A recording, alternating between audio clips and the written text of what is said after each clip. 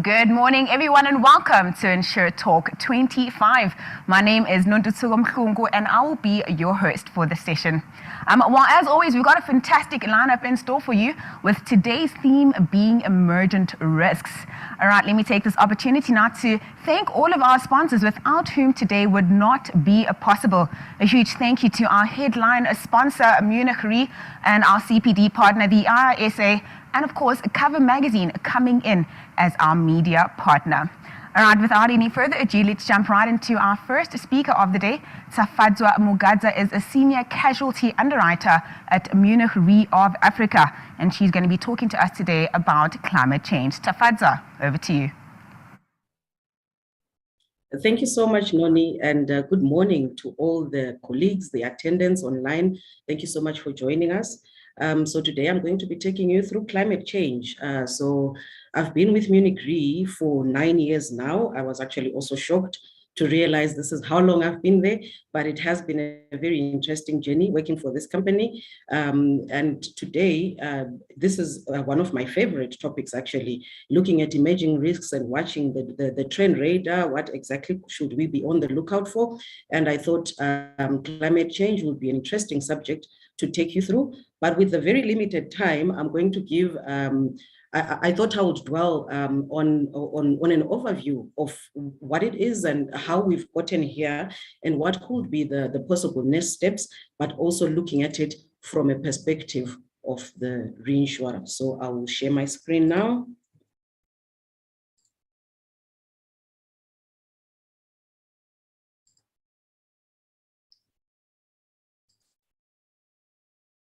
Okay, so now we get right into it. And on my agenda, I would like to just take you through sustainability. What exactly is the issue? Like what I said, that we have gotten here from somewhere, and the buzzword has been sustainability, and within it also is the topic of ESG, one of the most common acronyms when it comes to climate change or the broad topic. So we'll look at sustainability drivers. We'll look at the ambition of Munich Re, like I've said, that I'm looking at this from a reinsurer's perspective. And then we'll look briefly at the risk landscape. Being a casualty underwriter, of course, I'll default a bit and go just a little bit into climate change liability and litigation, because we see quite a bit of potential risks there. And then the next steps is what is it that as Munich Re we are hoping to do with our clients going forward. Okay, so if we, like I said, sustainability is currently one of the big buzzwords, or should I say that the buzz acronyms when it comes to ESG in today's corporate sector. So this stands, as we all know, I'm sure we all know, it stands for environmental, social, and governance. And this is a framework that provides a set of standards and practices which indicate a company's commitment to do business, while at the same time being cognizant of the environment and also trying to preserve it for the greater good. Maybe let me not say trying, we have to preserve it for the greater good. So being such a global topic and being in the spotlight, you'll note that the United Nations member states adopted in 2015 the 2030 Agenda for Sustainable Development, which is a shared blueprint for peace and prosperity for people, the planet, today and into the future. So this culminated in the drafting of the 17 Sustainable Development Goals, which recognize the need to tackle poverty, inequality, and economic growth, while at the same time recognizing the need to also preserve our oceans, our forests, the biodiversity, and in general, by tackling climate change. So if you look here, I've highlighted climate change, but within a broad spectrum, the social and the governance. But today, being climate change, we'll just focus on this area.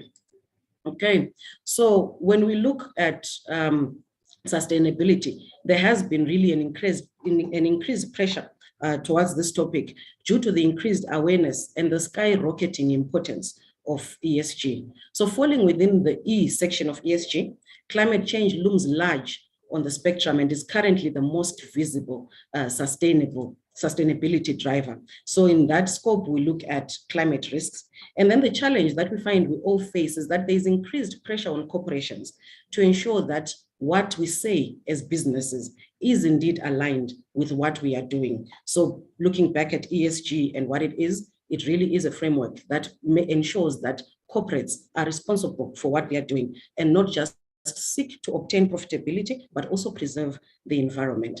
So with climate risks being the most visible, but we also have policy and regulation, which I will deem to be the most significant driver of sustainability, because without any policy or any regulation or any legislation, who would hold who accountable for what?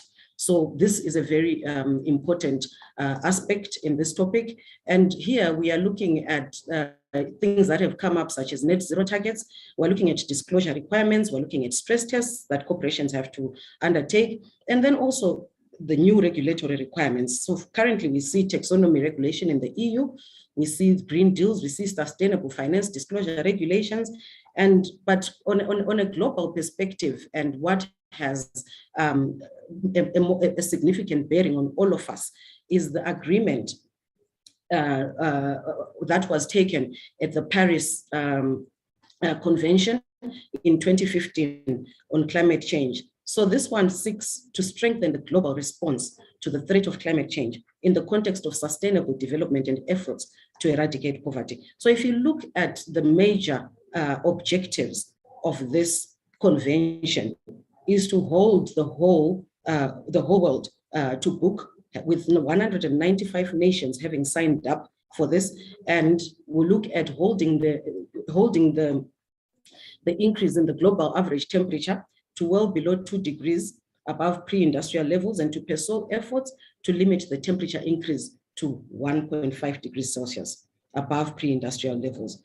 So all these nations are recognizing that this will significantly reduce the risks and impacts of climate change. Okay, so another objective was to increase the ability to adapt to the adverse impacts of climate change, and also to foster climate resilience and low greenhouse gas emissions development in a manner that does not threaten food production.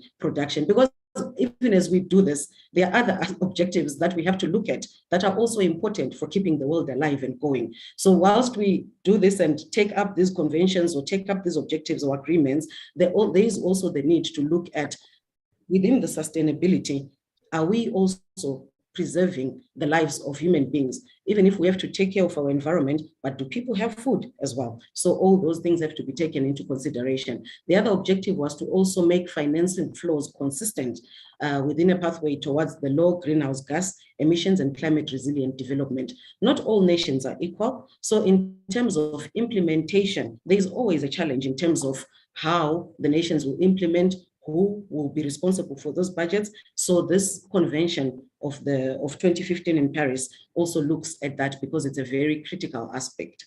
So there's also been a number of COP sessions, that what we call the Conference of the Parties, to discuss climate change, with the most recent having been held in November 2021. And this one recognized the importance of cooperation in order to alleviate this global challenge, with the main focus on finalizing the rules of the agreement that was taken in 2015, building resilience and addressing loss and damage, scaling up finance for the vulnerable countries, as I've already mentioned, and increasing the ambitions of CO2 reductions.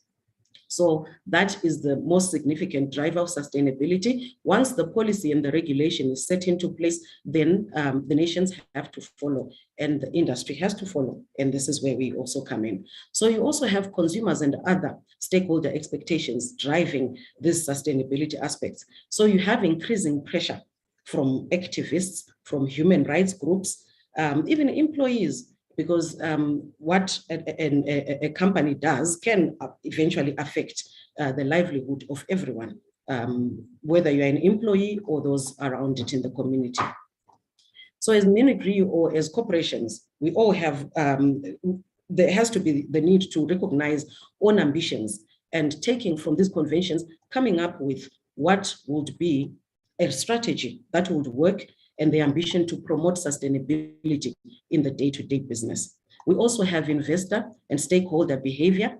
So there's a marked importance of ESG information or ratings in investment decisions. So now, before investors can actually put money into a business, into a corporation, they are moving towards looking into, is this corporation really going towards a green and sustainable business practice, or they are still stuck in the past and not recognizing the need to reduce the CO2 emissions or whatever influence that we have.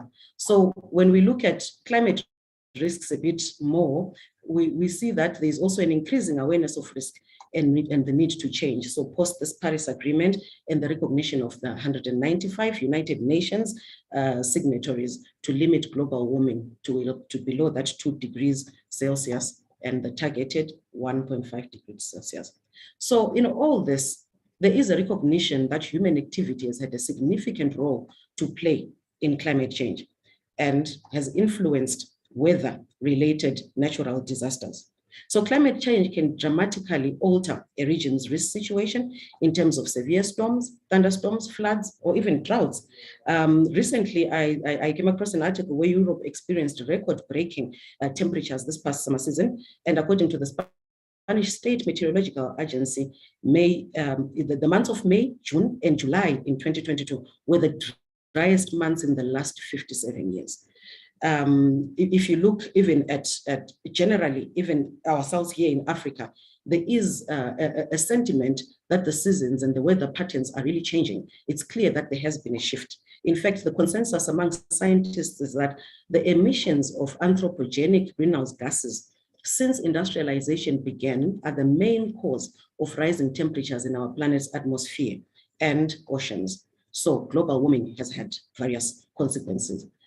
And then having looked at these sustainability drivers, I mentioned that corporations have own ambitions. And as Munich Re, we have our own ambition too. We are not left behind because we recognize the importance and the need to actually adhere to this climate change perspective and reducing our emissions. So in all this, recognizing the need to act and at the same time to continue to promote the economic growth and resilience in the communities in which our organization has a footprint, Munich Re's own ambition for the near future and beyond actually leverages on the role, on the organization's role as an investor, an underwriter, and an audible public voice. So we recognize that coal, oil, and gas account for about 75% of all greenhouse gas emissions and are used for almost all economic sectors. Therefore, the starting point is to focus on industry sectors which specifically contribute to climate change due to its specifically high carbon footprint, and naming thermal coal and oil and gas production and exploration thereof. So breaking the ambition into 3 pillars: a move away from investing in assets. So as an organization, investing in our own assets, and then also looking from an underwriting perspective at the liabilities that we cover in our day-to-day business, and also the reduction of our own CO2 emissions in the company's internal processes. Of course, this is a phased move with some immediate action required on reducing assets immediately. As you will see here, we have goals for today, and then we have goals for 2020, 2025, and then also goals going all the way up to 2050. And looking at staggering by 2050 on all the pillars. Then, what risks do we face as an industry? What does ESG mean in underwriting? So you have the environmental aspects that I've already spoken about. We have the social, we have the governance. But then when we look at climate change, we have the physical, the transitional, the reputational risks, and we also have climate change mitigation and litigation.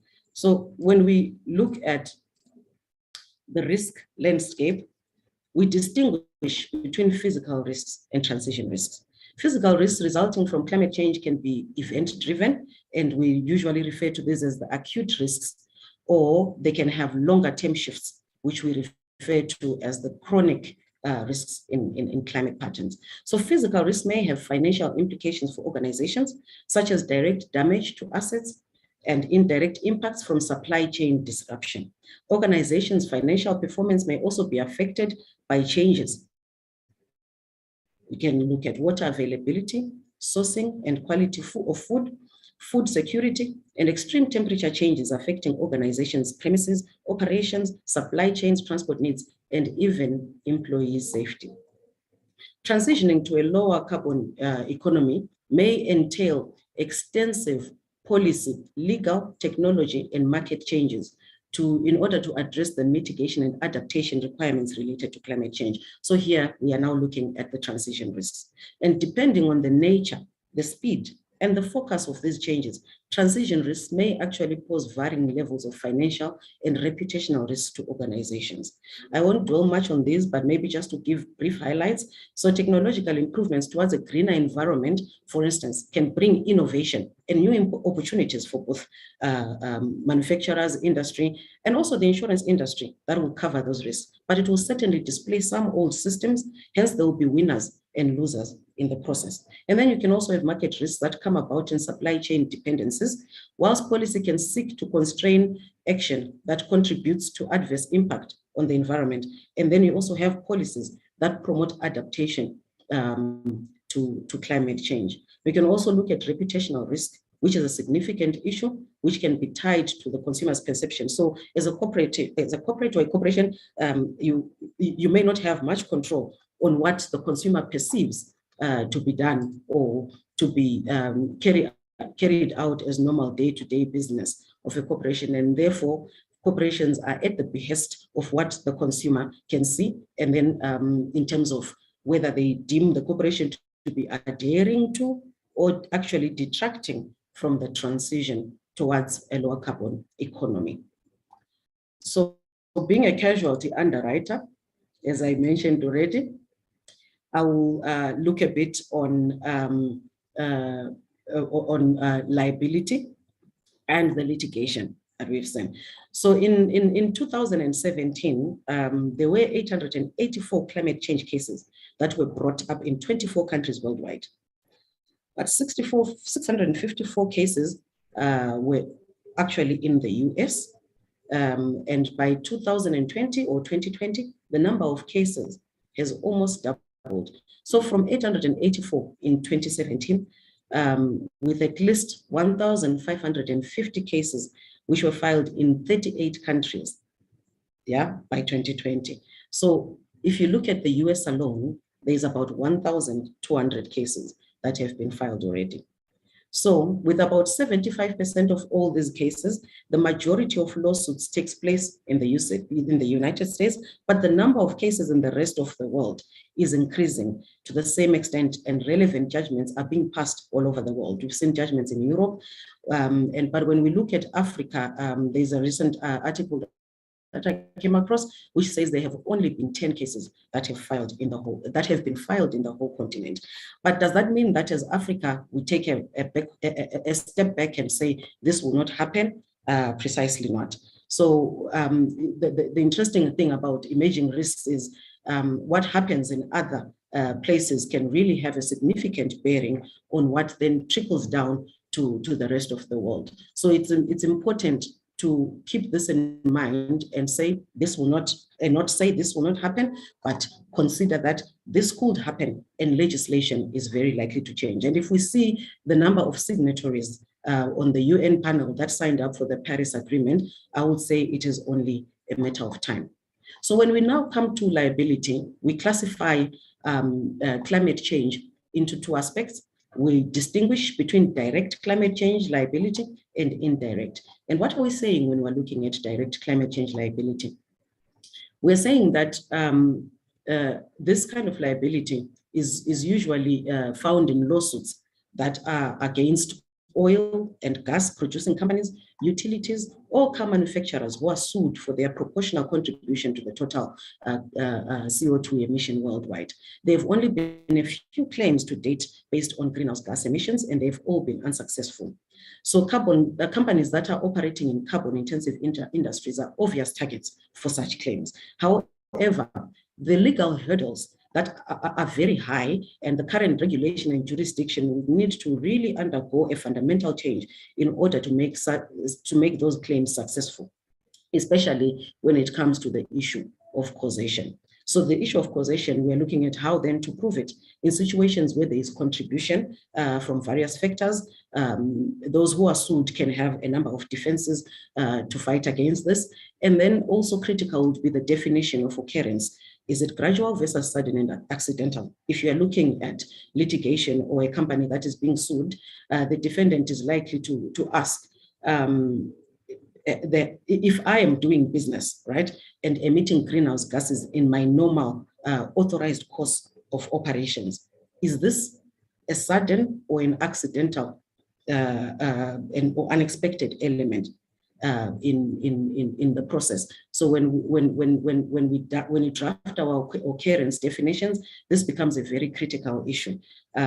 So usually, in most cases, the element of sudden, accidental, or unexpected has been found missing, and the courts have ruled in favor of the insurers. So in terms of indirect climate change liability, you have here claims that allege liability in the context of climate change, and they appear in many variations, and they are brought by different plaintiffs. So this one can be a bit difficult to deal with, because you then have various defendants that are sued, and they can be based on a variety of legal bases. And in this case, one has to be very careful of the risk of silent climate change in our business. But I can highlight the few following pointers that could open us up in terms of liability. The failure to disclose by companies or report or even consider and comply with regulations. So D&O business could be impacted here should the plaintiffs allege such. And then there could also be the failure to adapt to or consider the consequences of climate change.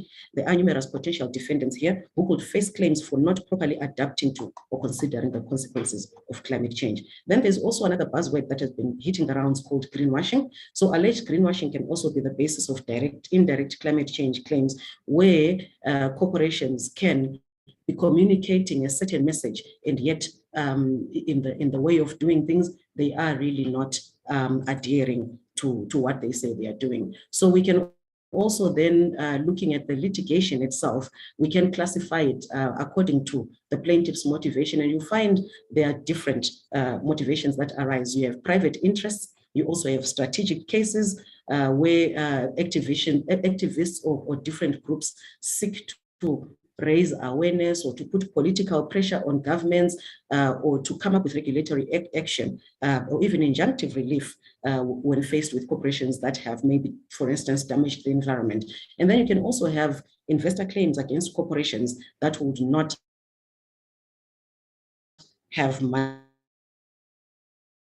managed to handle the issues of the number of defendants. So it could be the government that is being sued or public entities, and it could also be corporations. So you find that this is on the rise, and litigation is continuing, especially with the increased awareness. So which classes of casualty business are potentially exposed?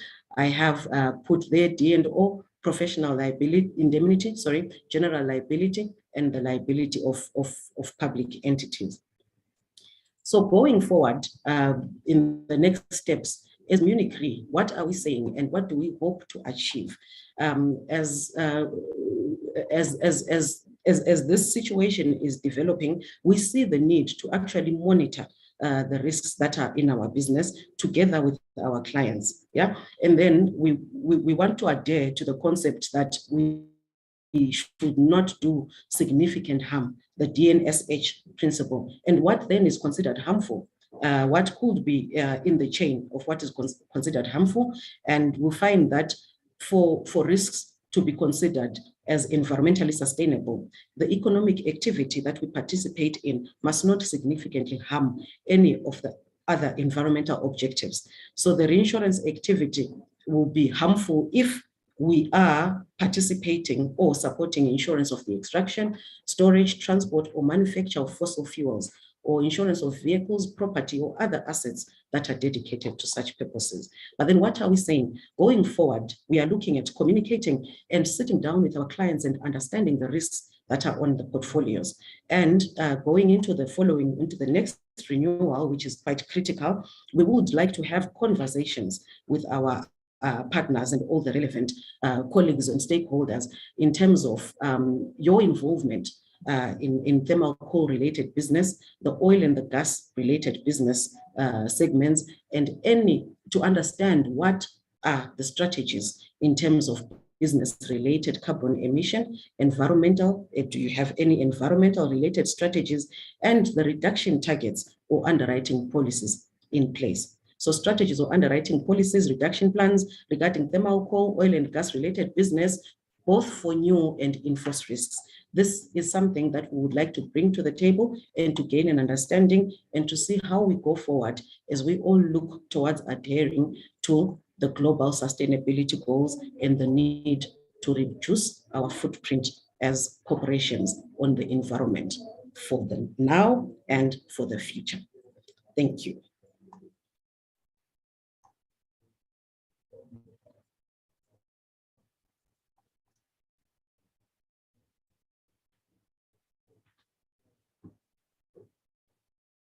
So this brings me to the end of my presentation.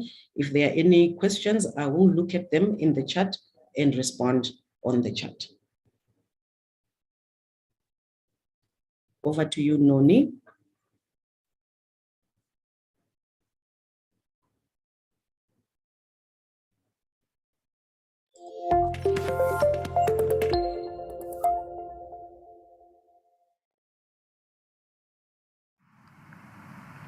Thank you so much, Tafadza, for that insightful presentation. What a great way to kickstart our session today. Thank you once again. Just to let you know, we are just shy of 2,000 attendees today, so truly, truly a fantastic and testament to the work that InsureTalk is doing.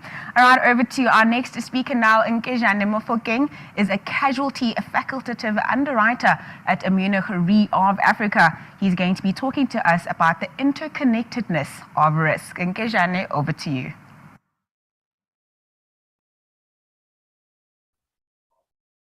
Thank you very much, Noni.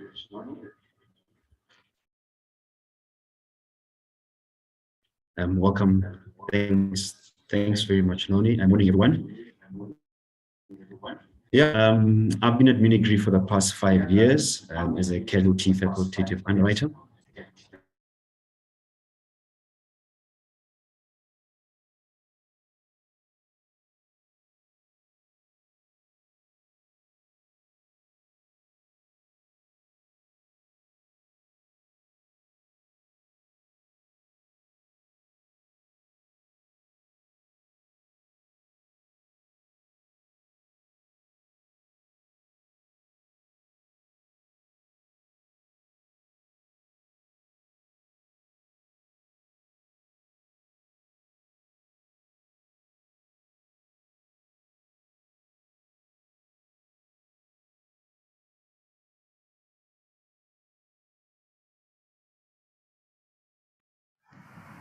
All right, well, we seem to be having some technical challenges with Nkejane.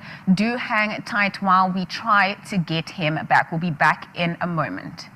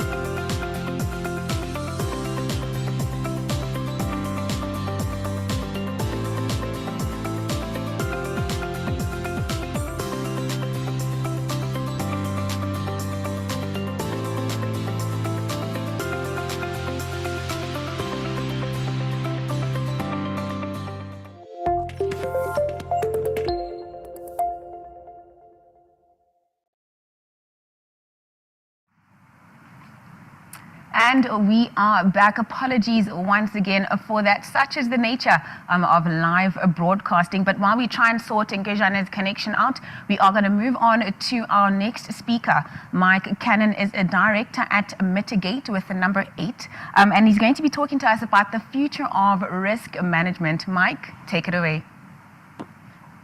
Thanks so much, guys. Thanks for having me.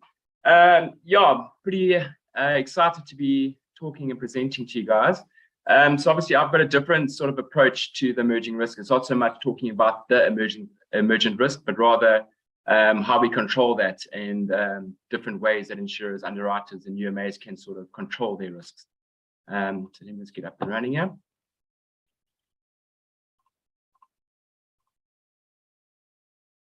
Okay, so the future of risk management. Risk surveys has been quite a hot topic in South Africa over the last couple of years. Pretty much, there's been a massive drive to see more risks. And the question is, how are we currently controlling and understanding these risks? So obviously, there's been massive changes. Can you hear me? Yes, could you just reshare your screen? We don't see it. Sure, sorry. No problem.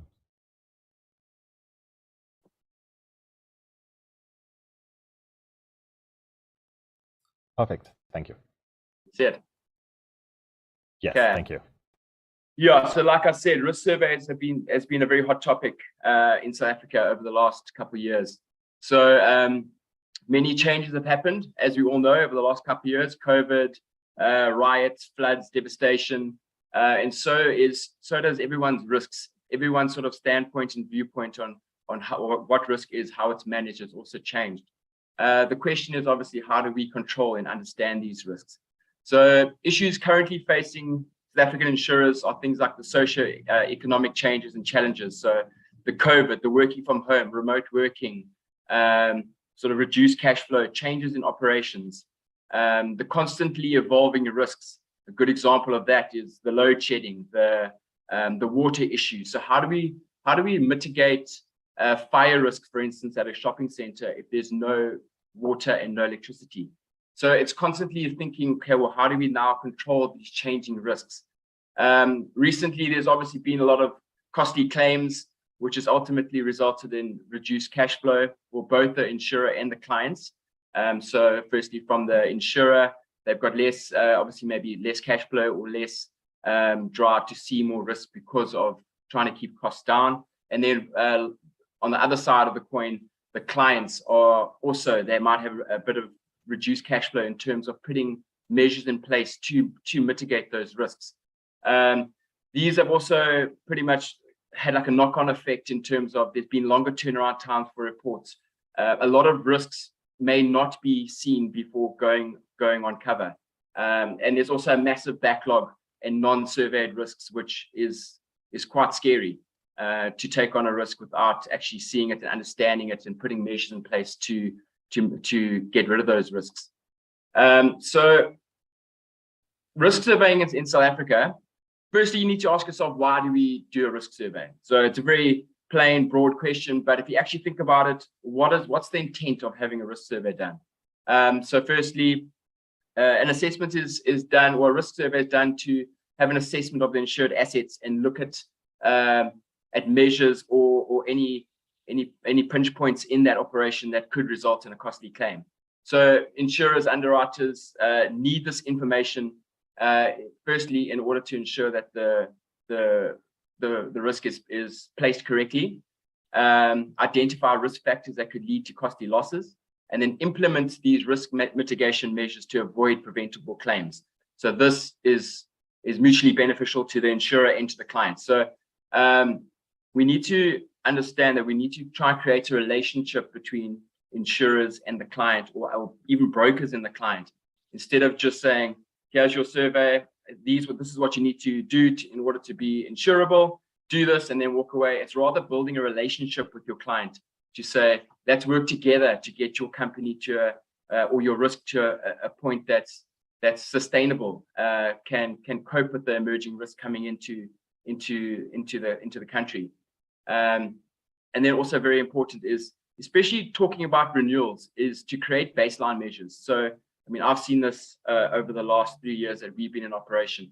is that risks are always changing. Multi-tenant sites, taking on a different tenant that might be doing something that should not be done. So it's creating baseline measures to start measuring moving forward, as opposed to just taking a snapshot. And then obviously the insurers need to decide, well, is this a good risk for us? Yes or no, in order to reduce their loss ratios. So the way that risk surveying is currently being done in the country, and I've done quite a bit of research around this, especially developing my platform in my company, is that it's twofold. Either an insurer uses an in-house solution, or they use external service providers to do these surveys for them. So both are very good, but they come with their issues. So firstly, by using external surveyors, there's obviously huge variability in what risk factors are actually being measured. Are these the right risk measures? Are these the up-to-date risks that are currently happening in our country or in the economy? So there's a level of subjectivity, which again creates dangers in making sure that you're actually looking at what you're supposed to be looking at. Massive variability in survey costs. So this ultimately means that fewer risks are actually being looked at, because these type of risks might be, it's not a high risk, let's maybe leave that. It's the wrong approach. You should be looking at every single risk to understand what's on our books, what sort of industries are higher risk compared to lower risk, but rather get an overall picture of your risk portfolio. A lot of the reports seem to be very generic. It's a very much a checklist, and it goes through, and that's the report that you get. But as you know, risk evolves, risk changes. We need to be on the forefront of risk, making sure that we're looking at the latest risk factors, so that we're not caught later down the line. Also, there's a very limited pool of surveys that certain insurers have, which means, again, if you're using the same surveyors all the time, you're sort of seeing it through one set of eyes all the time. It's nice to be able to have an opportunity to broaden out, especially with the national risks. And then the data that's being collated, what do you do with that data? I mean, the data that you can mine from these risk surveys is hugely valuable to start building trends, analyses, looking at your risk across the country by different industry type. So, I mean, there's a huge gap there in the market, which we can actually target as an insurer or an underwriter or even a broker, is to start now getting this data to start making sense of your book. And then obviously throughout the process of either the in-house or the external models, there's no visibility. So a survey goes into the process and it comes out when it's ready. Obviously, that's not ideal. So in terms of what we've done, and the way that we should be thinking about risk, is using technology can actually hugely benefit us by firstly streamlining the process, ensuring that all surveys are done efficiently and effectively, while ultimately reducing the cost, which then again benefits both parties. So what we've done is we've brought all the role players that fit into this risk survey or risk management space into one platform, so that we can basically work together to get rid of bottlenecks and gaps that currently exist. So we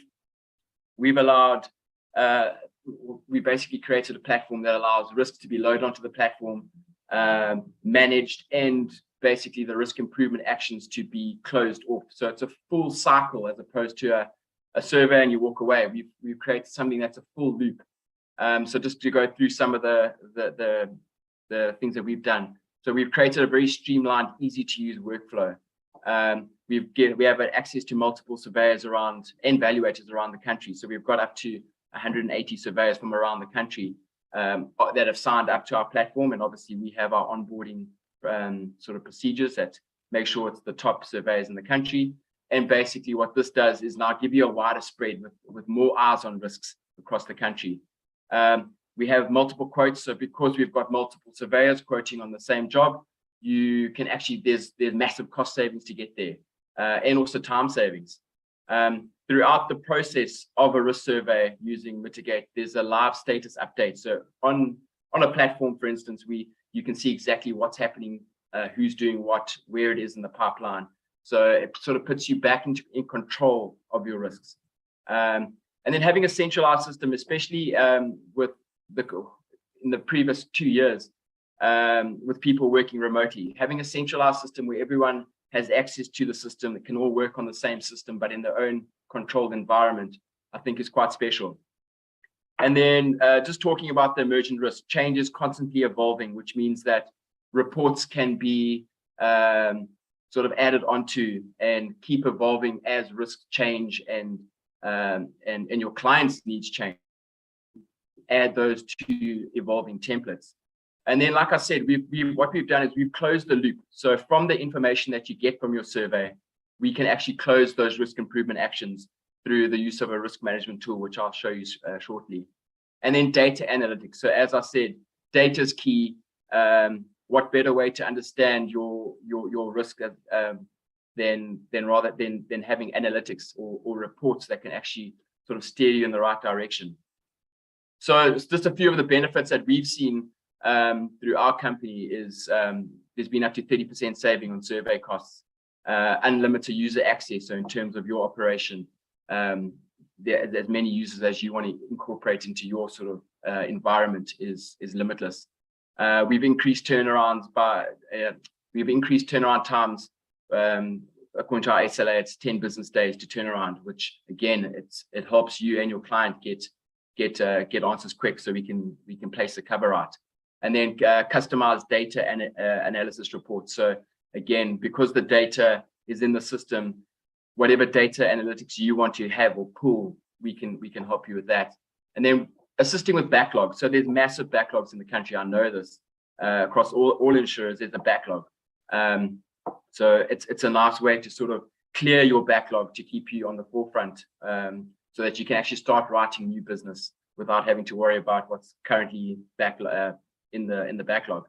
And then, like I said, your interactive risk management tool, it allows you to track and manage your risk improvement actions.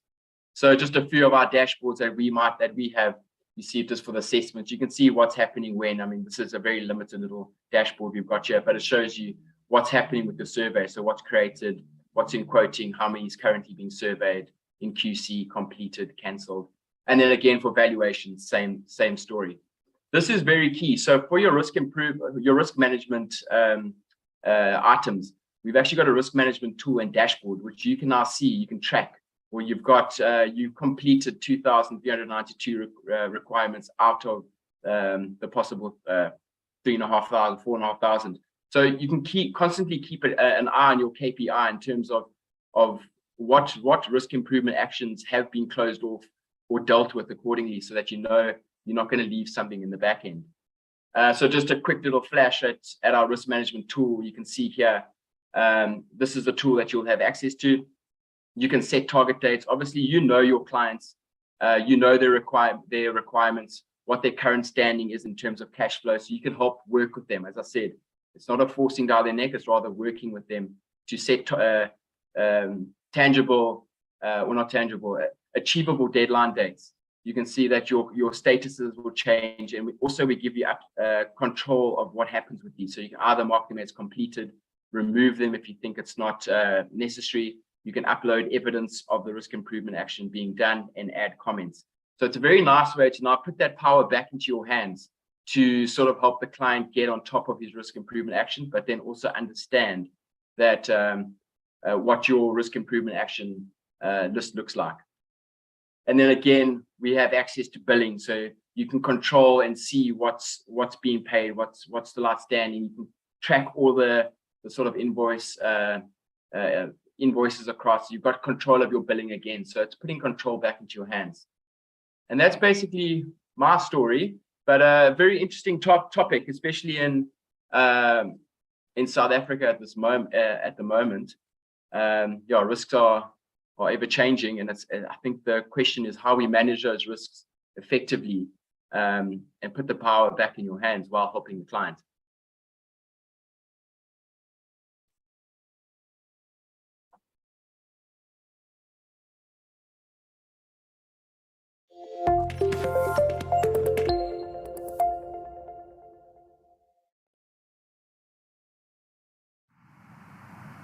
Thank you so much, Mike. And of course, for stepping in a little bit earlier on when we were having those connection issues. They have been resolved, and Nkejane is ready with his presentation. Once again, Nkejane is a casualty facultative underwriter at Munich Re of Africa, and he will be talking to us today about the interconnectedness of a risk. Nkejane, over to you. Thank you very much, Noni, and apologies everybody for that connection issues. Yeah, as I was saying that, today I'll be just talking through interconnectedness of risk. It's a very interesting topic, although I think recently has come more into the spotlight than previously. As I will touch on in my presentation, it has been a topic of interest for many years, but I think the recent developments globally have really shaped how we need to really focus and focus on this interconnectedness of risk.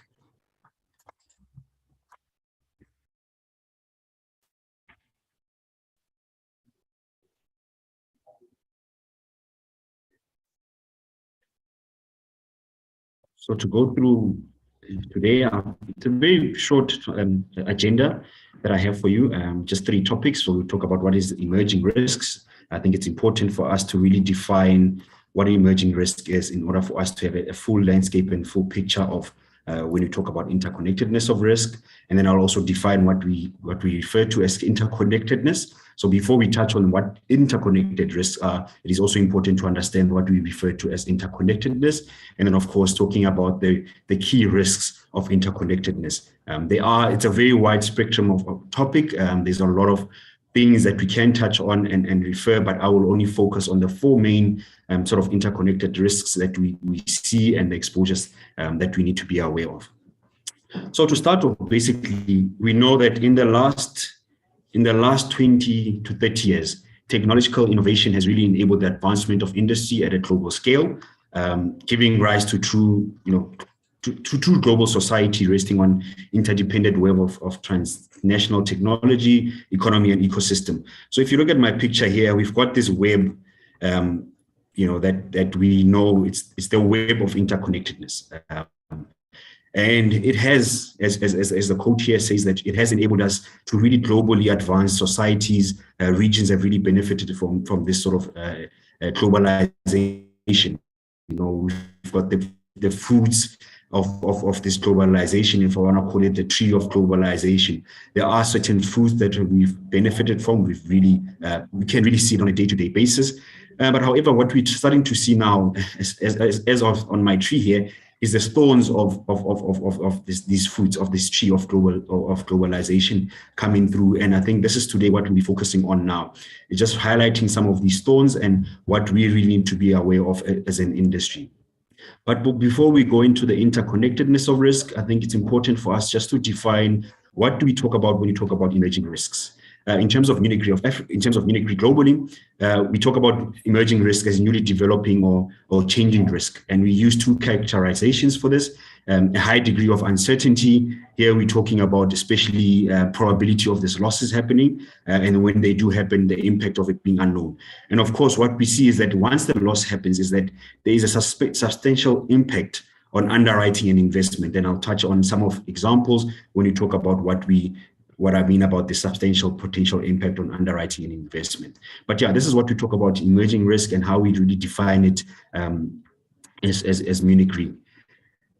Looking at, there's a CRO forum, which has a yearly trend, a radar of emerging risks.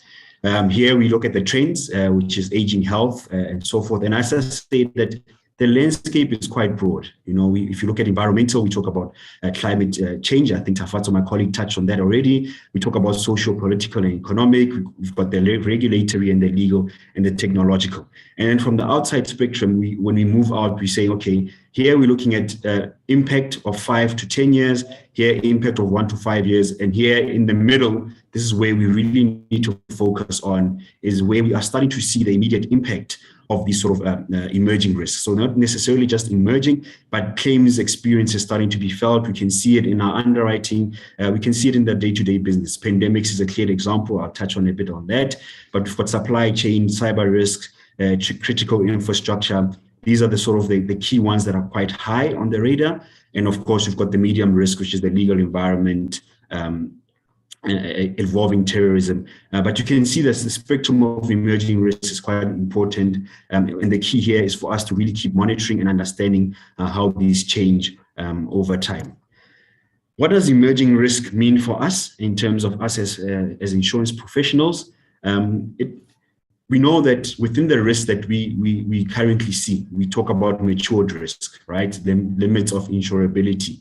We talk about quantitative models. We know the data, we've got the science behind it, we've got the historical claims experiences from it, and we can build quantitative models. If you look at motor, if you look at property industries, property underwriting as well, we've got models, we know what the trends are. If you look at floods and so forth, we know, I think as Minikri, we've got a whole network of professionals that we hire that just look at natural disasters and the developments of that. So we can ensure those. We've got policy wordings, we've got premiums, we've got models that we've sort of built over time.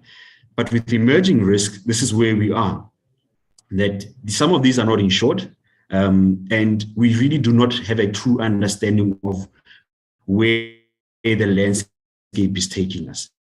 It's quite an interesting landscape in terms of risk.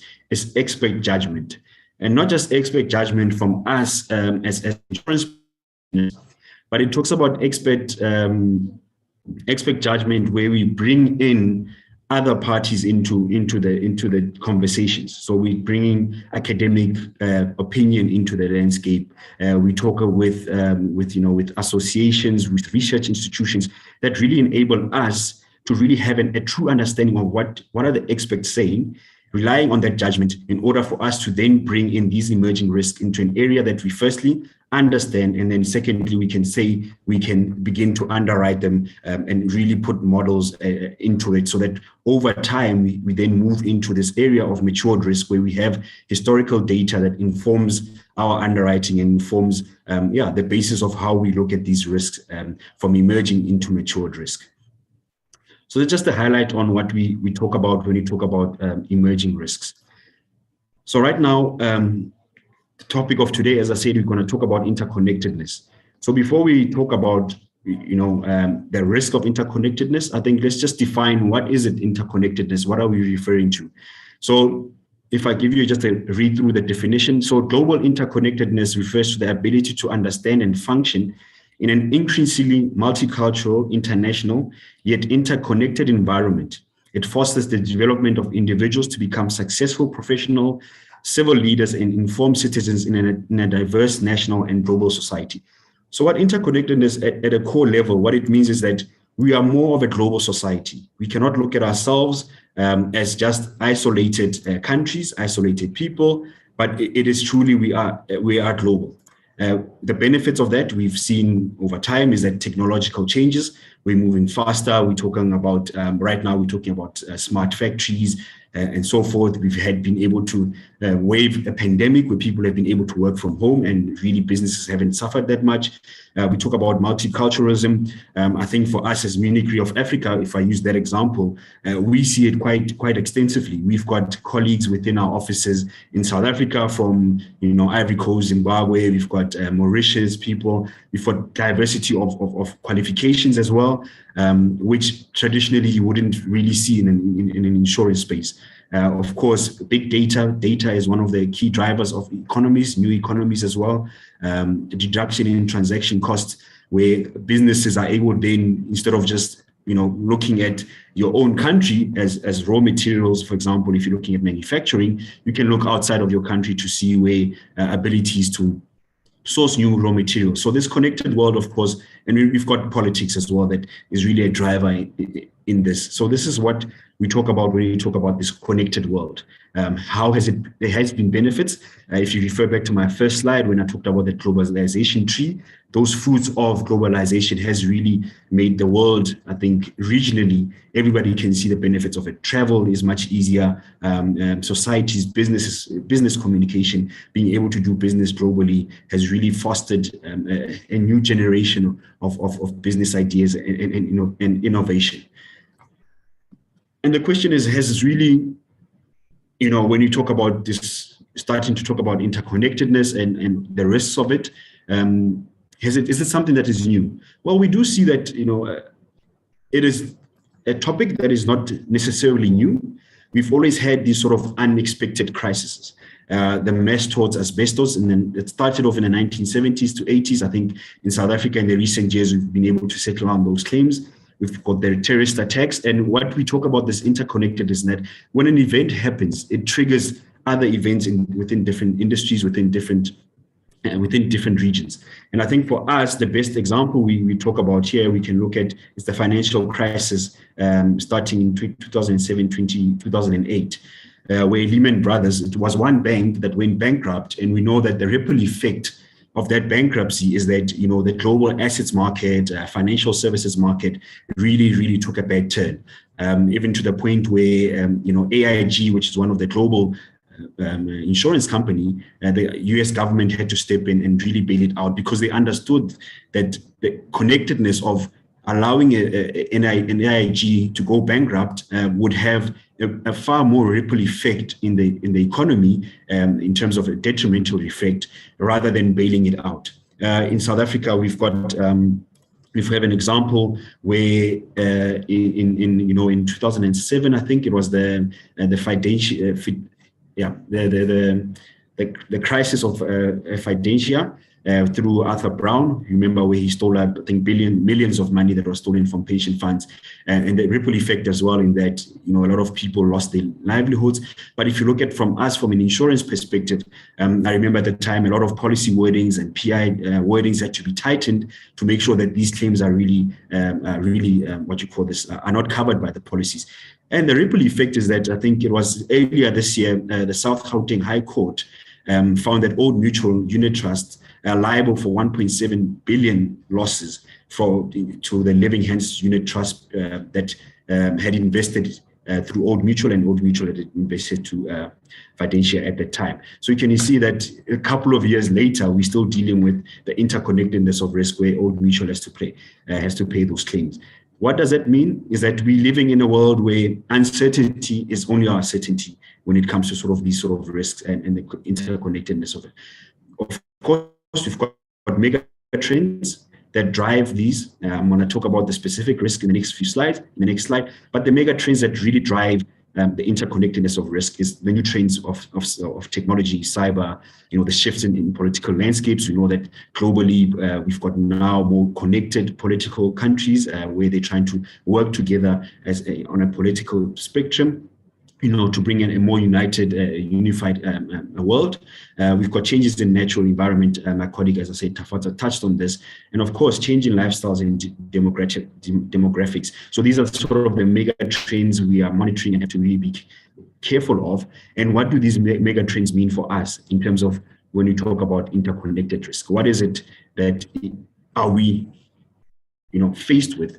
So the four main risks, when you bring in emerging risk, when you look at the first few slides that I talked about, when you talked about the trends, but now what you want to focus a bit more on is in terms of the connectedness of it, and what does that mean in terms of this. But before I touch on these three, I think just as a reminder for everybody is that we came through the pandemic where we know COVID-19 really shifted the global economy, shifted how we work, shifted how we see things. But I think the connectedness of the world is what really helped COVID spread much quicker. We previously had SARS coronaviruses that were really isolated, especially in Asia. We really, from a South African perspective, we'd sit there and not really look at it and not be really worried. But the fact that the ease of travel and the ease of supply chains that are so connected meant that, for example, coronavirus moved quicker. I remember there was a point in time where they said even what you're shipping could be, infected through the coronavirus. So it really, that connectedness of the world really spread this.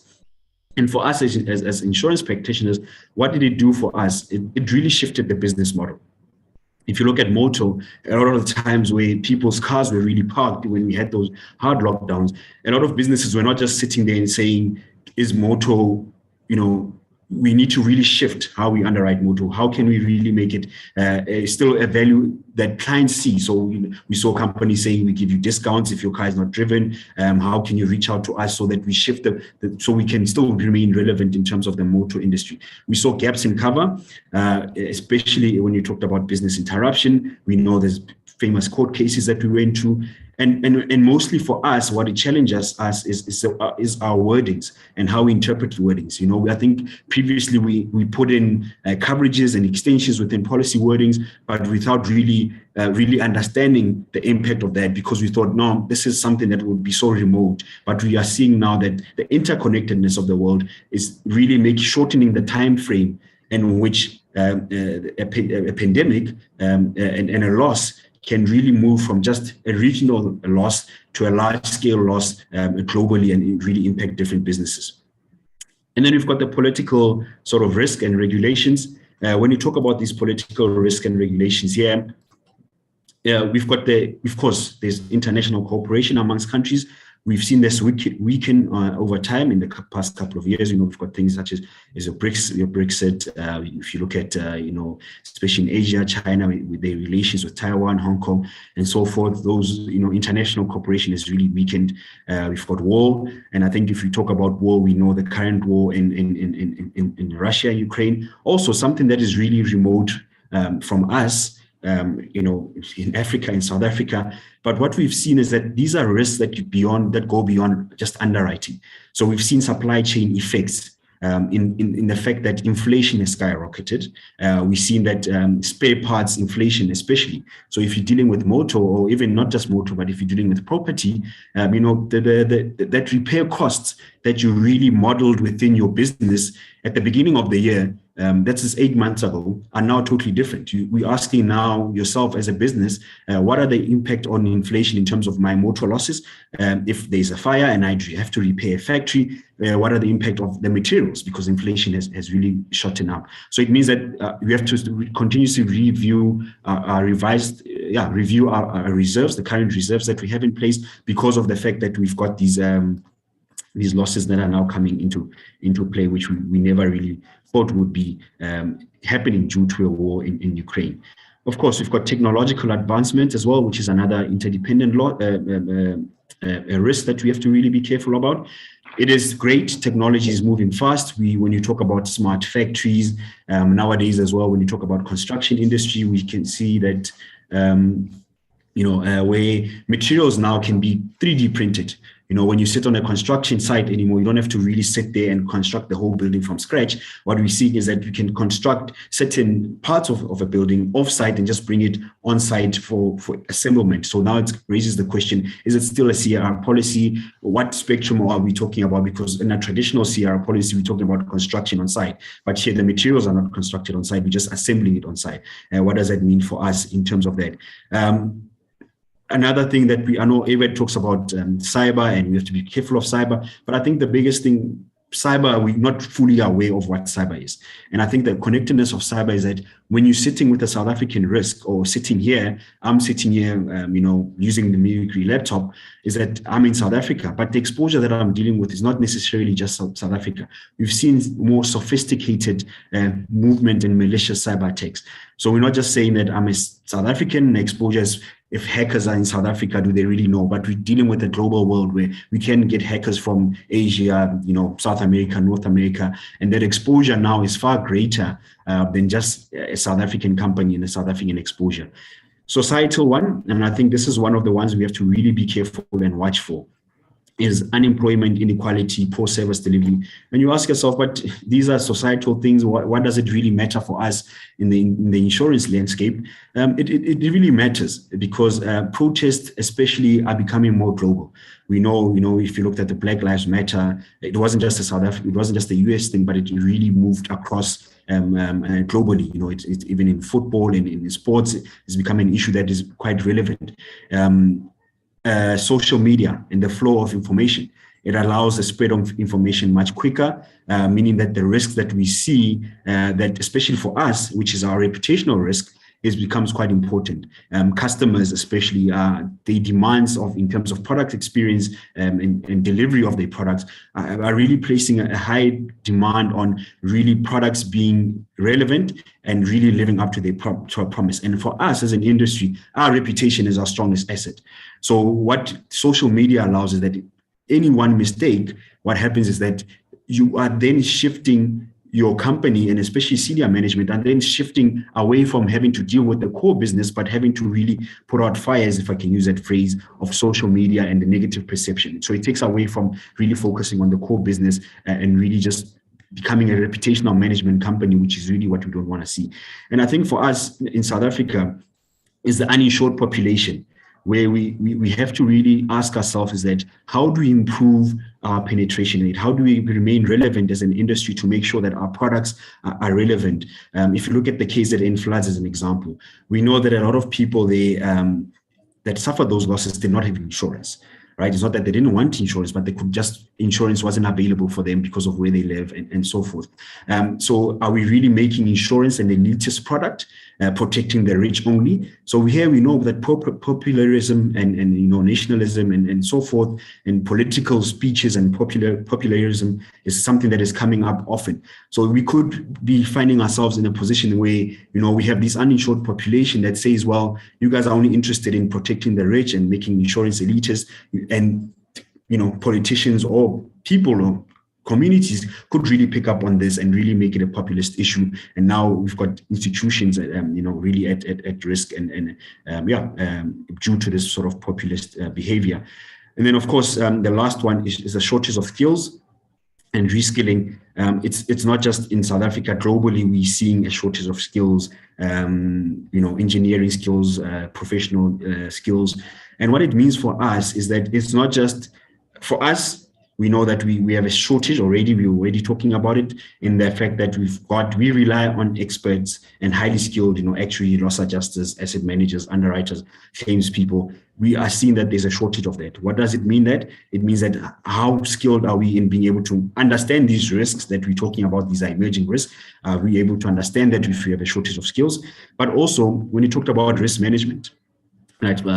Previous speaker spoke about that risk management issue as well, and it speaks to this, right? If you've got a shortage of skills, how prevalent or how really are companies going to really focus on risk management and understand the risks that they have so that they prevent losses, right? If you have people that are not skilled and able to understand that, you definitely going to have gaps in that. So when we offer products, we really can't offer products with a certain confidence that risk management will be implemented. What also it means, if you look at a property, an example is that if a fire happens or a loss happens and we don't have qualified architects, engineers, and so forth, it means that we now have facing with a longer business interruption period. So now property, we all thought it was such a short tail business. Now we could be looking at a longer tail of claims settlement because we don't have the people who are skilled enough to do the risk assessments and then to do the revised plans and so forth. Meaning, therefore, that those business interruption costs, which we thought maybe could be just a few weeks, are now extending to months because of this sort of shortage of skills. And another area that we really have to be careful about when you talk about interconnected risk, especially, is the mental health injuries, where we know right now there's a drive for making sure that people's mental health issues are addressed and companies look at that. So it could be the fact that, we know in highly pressured situation, people suffer from mental health. So you could find employers' liability claims coming in due to the fact that people are saying that, our work environments do not allow us to really flourish, but actually are triggering these sort of mental health issues. And we could find claims in that. So just to close off and to sort of look at sort of the key takeaways here is that, interconnected risks, they happen at a microeconomic level. It's always at a microeconomic level, but what we're seeing that we cannot ignore those anymore because they do trickle down at a macroeconomic level. There are a lot of external factors that drive this. We're dealing with a lot of uninsurable risks, which we as an industry need to really be more innovative in order to drive the resilience in our industry, the relevance of our industry. What we're seeing is that the previously prevalent emerging risks that we thought could just be isolated in regions, it's becoming harder and harder to understand the impact globally, especially in emerging markets, and where this is where the impact is mostly found in finally, just to close it off, in terms of the biggest challenge from interconnectedness is that the conventional risk assessment models that we use and we rely on, we really have to start questioning that, right? Risks that we thought were quite rare, they don't happen quite often, they are becoming more often. And when they do happen, the impact is far, far more severe. So we really have to start questioning ourselves in terms of our conventional risk assessments and saying, do we really understand these emerging risks? Not just understand the emerging risks, understand the connectedness of it, and really look at expert opinions, not just within our industry, but across different industries to really help us truly understand these emerging risks and be really ahead of it. I think the biggest challenge now, especially with underwriting, is that we cannot rely on past experiences to really shape the future. We have to really be futuristic in our underwriting and really look ahead and say, what is the trends that are coming and how can we protect ourselves from these trends going forward? So thank you very much. And thanks everybody for listening. And if there are any questions, I'll answer those in the chat, in the Q&A. Thank you very much.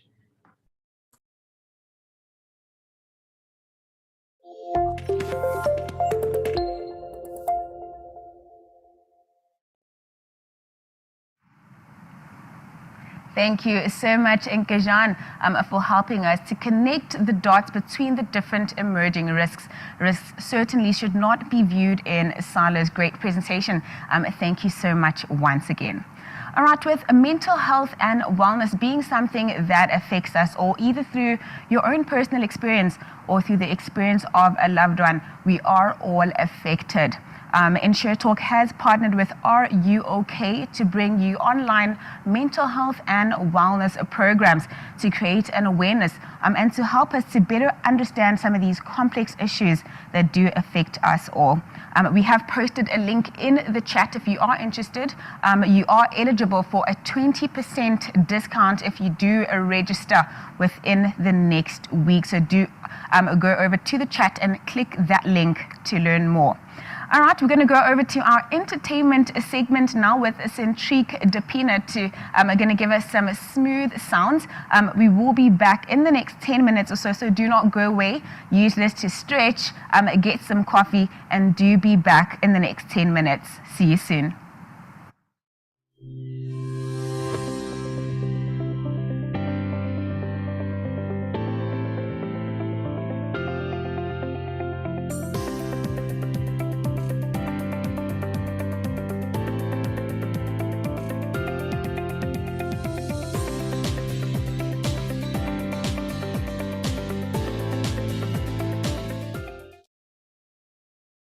Hi, my name is Cedric, and I am so happy to be here on InsureTalk Volume 25. Please enjoy this song.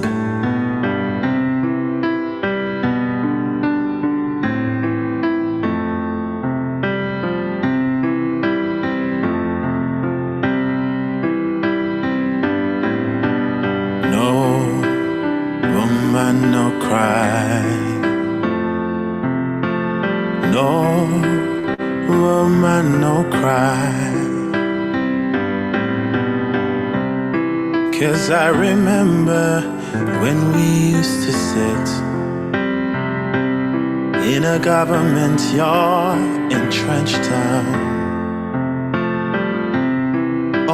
observing the hypocrites mingle with the good people we meet. Good friends we've had, or good friends we've lost along the way. In this bright future, you can't forget your past. So dry your tears, I say. No woman, no cry. No woman, no cry. Little darling, don't shed no tears. No woman, no cry. Said I remember when we used to sit in the government yard in Trench Town. And then Georgie will make the firelight, logwood burning through the night. Then we would cook cornmeal porridge, which I share with you. My feet is my only courage, so I've got to push on through. Everything's gonna be alright. Everything's gonna be alright. Everything's gonna be alright now.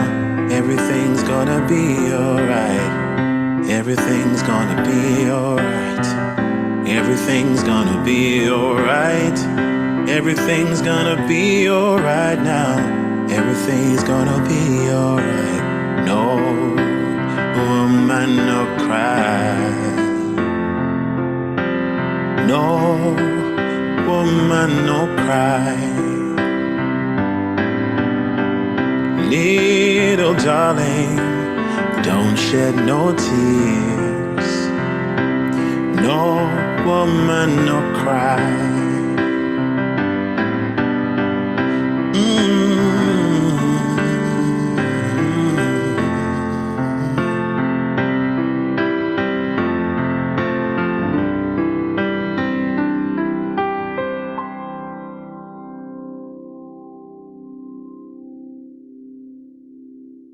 Thank you.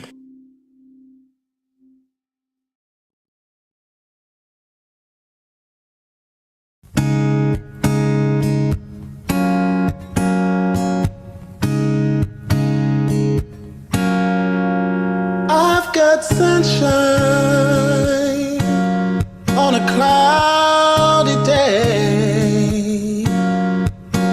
When it's cold outside, I've got a month of May. I guess you'd say, what can make me feel this way, my girl? Talking about my girl. I've got so much honey, the bees envy me. I've got a sweeter song, baby, than the birds in the tree. Well, I guess you'd say, what can make me feel this way, my girl? Talking about my girl.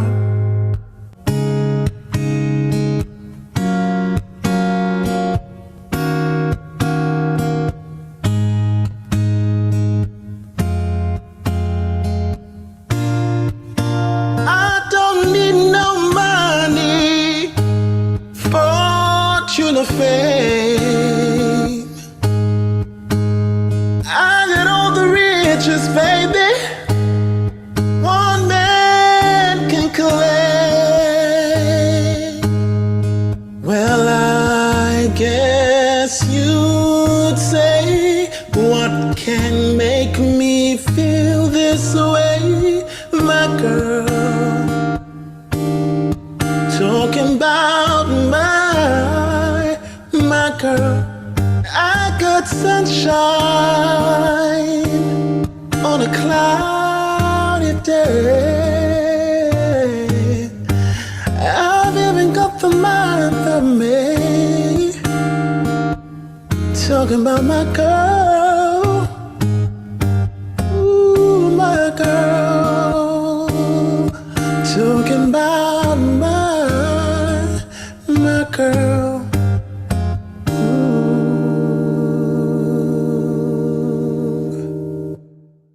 Thank you.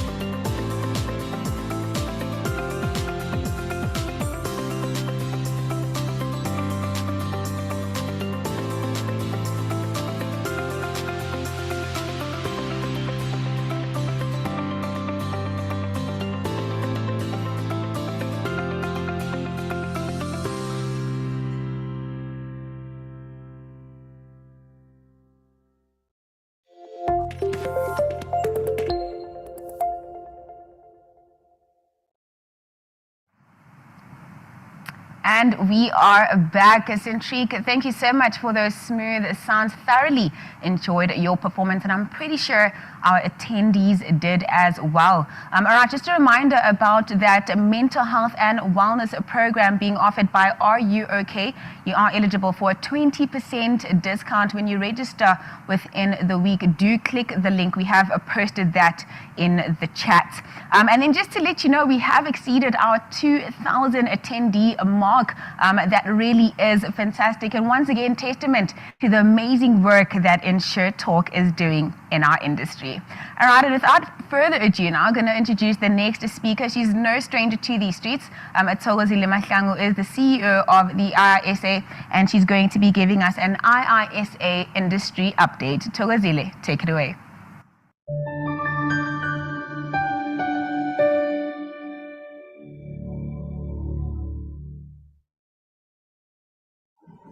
Good morning, ladies and gentlemen.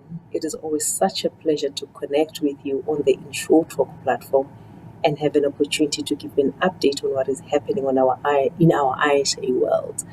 This time, I'm going to share with you on the upcoming program that we'll be delivering in partnership with TDI Academy. The program is called a Certificate in Digital Insurer. The program focuses on developing and harnessing critical skills that will enable us, the individuals, the insurance industry, in going forward in the digital environment. It has 4 modules, so one needs to complete 4 modules to be able to get the certificate, and those modules focus on our changing world, and that module called Our Changing World has got elements of the 4th Industrial Revolution, but practically so on how we take advantage of the 4th Industrial Revolution. It looks at our connectedness. It looks at how do we utilize data and making sure that data is relevant to us. Another module is called Value Chain Innovations. That looks at an overall value chain analysis in a digital environment, looking at underwriting, looking at claims management, servicing and administration, and implementing value chain technologies and innovation approaches. Another module is called the New Digital Business Model. It looks at platforms and ecosystems, peer-to-peer community, micro-insurance. Another module is Customer Experience and Marketing. Don't we all need to elevate how we engage with our customers in the digital environment? So that looks at data-led marketing. It looks at direct digital marketing. It looks at the power of content. It looks at really engaging and improving the customer experience in a digital environment. And the last module is strategy and transformation. And that really looks at taking strategy, making sure that there's execution, making sure that we develop transformational strategies that are relevant for businesses, that are relevant for customers, that really focus on partnership in a digital environment, that focus on change management as a disciple that we need to have, looking at agility, looking at the basics, going back to basics and looking at cultural change in a digital environment. It looks at how to proceed in a transformational environment, taking into account the digitalized environment that we now live in. So why don't you join us on the 29th of August? We're going to have an information session where we unpack the content of each and every module that I've highlighted to you. The information session is free to everyone in the industry. It will enable you to understand, absorb, and comprehend what it means. To complete the program, it takes about 7 months to do so. There will be a module a month. It's all online, it's all virtual, but there are timelines within which one needs to complete each module. So you do it at your own pace, yes, within the set timelines, but it will empower you, it will elevate your skills, it will make sure that you remain relevant as a person in the industry. It will also ensure that you go back and contribute towards your organizations and ensure that your organizations remain relevant. So do take time, join us on the 29th of August at 10 o'clock, where we are going to have the information session. Thereafter, registration will open and their sessions will start from the 5th of September right up until the end of the year. So why don't you take the opportunity and become the first certified digital insurer? We look forward to partnering with you as we elevate the relevance of the profession and the relevance of the industry. Thank you. We look forward to hosting you.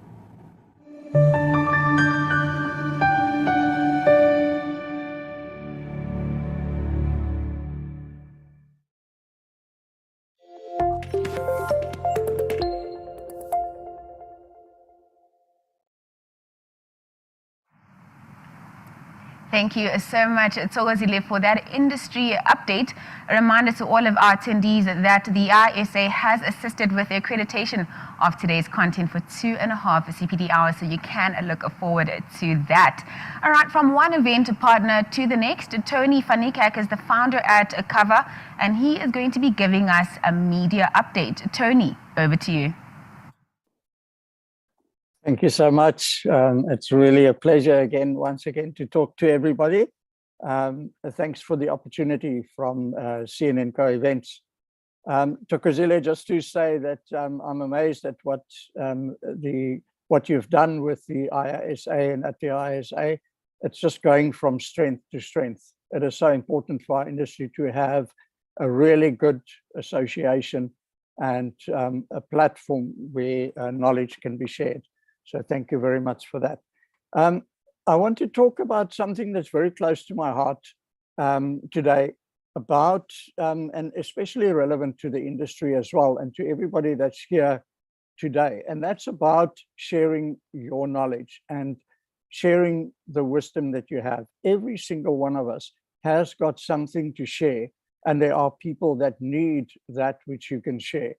And Cover is all about sharing knowledge. And I'm lucky enough and privileged enough that I'm in a position where lots of people share their knowledge with me.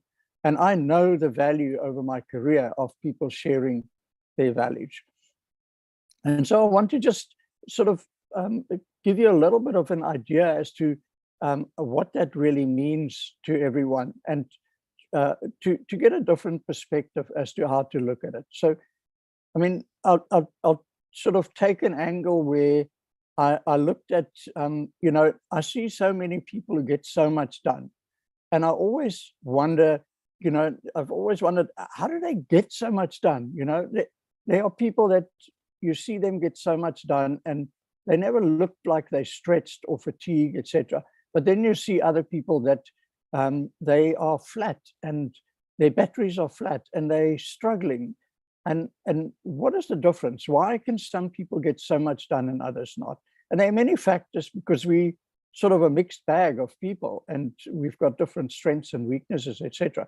But, what are those common secrets? Because there are a few. And, when I Googled books about living to the fullest, just as an example. And I got the following: Living an Abundant Life. One title. Another title, A Simpler Life. Another title, Becoming Myself. A New Earth. Get Your Life Back. Life is Short. The Things You Can Only See When You Slow Down. And what struck me with all the books, and I went through the row, is that the common thread seems to be that you need to do less. But I don't know. I mean, for me, that doesn't seem like the way to live. I want to live life to the fullest and not slow down or do less. So I look back at some of the people that have shared their knowledge with me, and I get the opportunity to speak to CEOs, community leaders. I've spoken to adventurers, had lunch with people who've climbed the 7 summits, who've rowed across the Atlantic, who've cycled around Africa. I've even met 2 of the greatest fraudsters of our time. I've met the guy who sank the Bering's Bank. I've had lunch with him at the waterfront. I've had a time to interview one of the greatest minds behind the great train robbery that we see now on one of the channels. It's such a popular show. And I've learned so much from them. But I've not just learned from the older stalwarts and these sort of famous people. I've learned from general people, other people in the industry like me, people who are just get on with their jobs. I've learned from guys like Gerald van Wyk, Daryl Greater, many of the young guys that Karel Nolte have mentored at Itana. All of these guys have imparted wisdom that I've benefited from. And I've always tried to look at what those secrets are to their success and overcoming obstacles, etc. And here's a few of my takeouts. And I'm just sharing what resonated with me and the knowledge that I've gained from having the interactions with all of these incredible people, keeping in mind that everybody will see the lessons differently and everybody will apply them in some way or another to their own lives. So here's a few of my takeouts. One of the famous one for me is there's no such thing as a bottleneck. It's just a scheduling problem. And when you look at it, it sounds very simple, but it's actually not. It's almost like project management, your life. It's nothing but scheduling. Look at your life as a project. What are the goals? What are the restraints, the resources, the strengths, the weaknesses? What is it that makes you tick? Then work out how to reach your goals. Look at your week as a project. Spend 15 minutes first thing in the morning to prioritize some of the main things in your day. Not the detail, just the main issues. Then do the same thing when you go to bed. I've found myself that mostly the mornings will be work-related and the evenings will be mostly personal related. And the two balances itself out. It just gives me that sort of comfort that I feel that I'm in control. And it makes sure that I know what is the capacity of my battery for the day. I get an average of about 150 emails a day. I've got 4 social media channels that I've got open all the time while I work, because that's what we do. I sometimes attend 3 events at the same time online. And yeah, I'm maybe an information junkie, so I fit into a certain category. And I'm very tempted to immerse myself in every interesting thing that I see. And every message that pops up, I want to delve into it. But the trick is actually to prioritize what is the right time to do it. And when do you scan something, and when do you actually immerse yourself into that something? What is important and what is urgent? There's a very big difference between the two. So many people complain about WhatsApp groups. My family, for instance. I love WhatsApp groups. I love being on many WhatsApp groups to see what everybody's doing. And what I just do is I simply ignore what comes through when it's not the right time. And then I pick up on what I need to know and what I need to see. And that means that I feel that I'm in control despite the bombardment of information that comes my way. The next thing that I've learned from somebody, this was an adventurer, and Rian Mansa, is that what is a bucket list without a project plan or without scheduling? If your goal is to climb Mount Everest, make sure that you have a long-term plan to get there. Even if it never realizes, the journey will be half the fun. I mean, we've all seen, once you reach your goal, then you need to start with the next one, because reaching that goal, it's not that which was the whole thing. It was that journey towards reaching that goal. Now, there's an interesting contradiction in the lessons that I've learned from people. And one of them is that also don't live your life outcomes-based. Now, if you look at the previous one with the bucket list and with the goals in your life, and you think, okay, how can I not live my life outcomes-based? It sounds a bit like a contradiction, but yes, you must have a goal, but ask yourself, what is the motivation behind your goal? It's not about the goal, it's about the motivation. Why do you want to reach the summit? What is the motivation behind that? Because that motivation and the goal are 2 different things. There's a huge difference, but at the same time, your goal is what you want to use to express that motivation. That motivation drives you towards that. But that means that if you can't climb the summit, that motivation can be realized through a very different way. So if you, for instance, look at it, many people, when they get married, they've got the idea that I want to have a son and a daughter. I want to have 2 children, or I want to have a daughter and then a son. That's the goal. But what is the motivation behind that goal? It's to be a parent. So if something goes wrong and you can't have your own kids, you can always adopt to realize that motivation, or you can foster, or you can be a godchild to your sister or your brother's children, but you can still realize your goal of being a parent, of parenting, of transferring that love that you have for children to them. In other words, don't live your life outcomes-based, because you will mostly be disappointed. Rather look at what is the motivation of what you do and why you do it, and live for that motivation. Then the journey becomes the enjoyment, and that's your life. And then lastly, probably one of the most important ones, and one that I've been really lucky with throughout my life with people in the industry, is surround yourself with people you can trust. These are people you can trust, not only to assist you or to help you or to be friends with you, but also people who can give you direct feedback. People who can tell you that talk sucks, don't do it again. And people who can point out your faults, but you have confidence that their motivation is sincere. So people who can celebrate your victories with you and lift you up when you've fallen. You know, life is short, but it's also very long. You have people that walk the journey with you for a long time, and you have people that are in your life for a short time. But it's important to make sure that you choose, because your time is critical. You know, your daily schedule is busy, and you need to make time for people that are important to you. And those are the people that you can trust. Surround yourself with those people.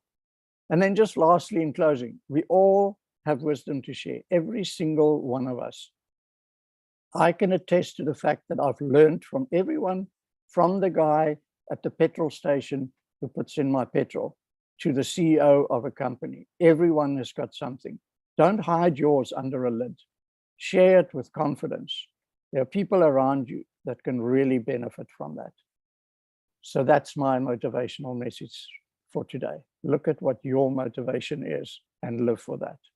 Thank you so much for the opportunity, and look forward to seeing you guys again.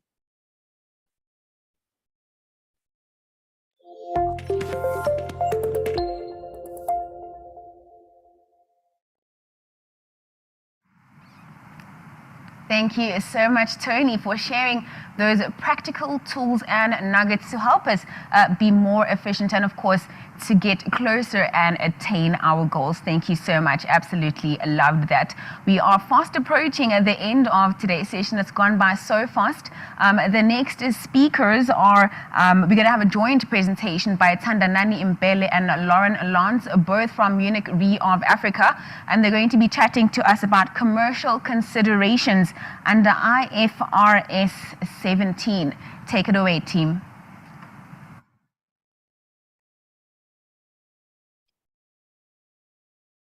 Hello, everyone. Trust everyone is well. Thank you very much for this opportunity. Let me just share my presentation.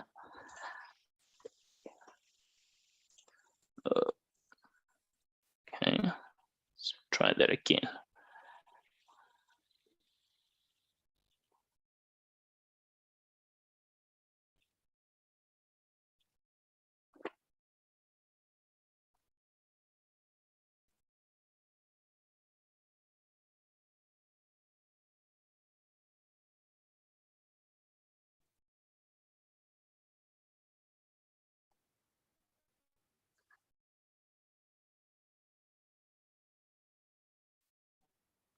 It is coming up. Let me know. While Thandanani is sharing his presentation, perhaps I can provide you with an intro into who we are and kind of what we do. So, hi, I'm Lauren Lance, and this is my colleague Thandanani Mbele.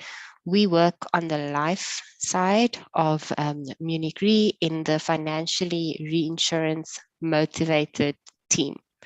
So what we typically do is we look at income statements and balance sheets, and we optimize them. And we also provide relevant solutions to the market on various items.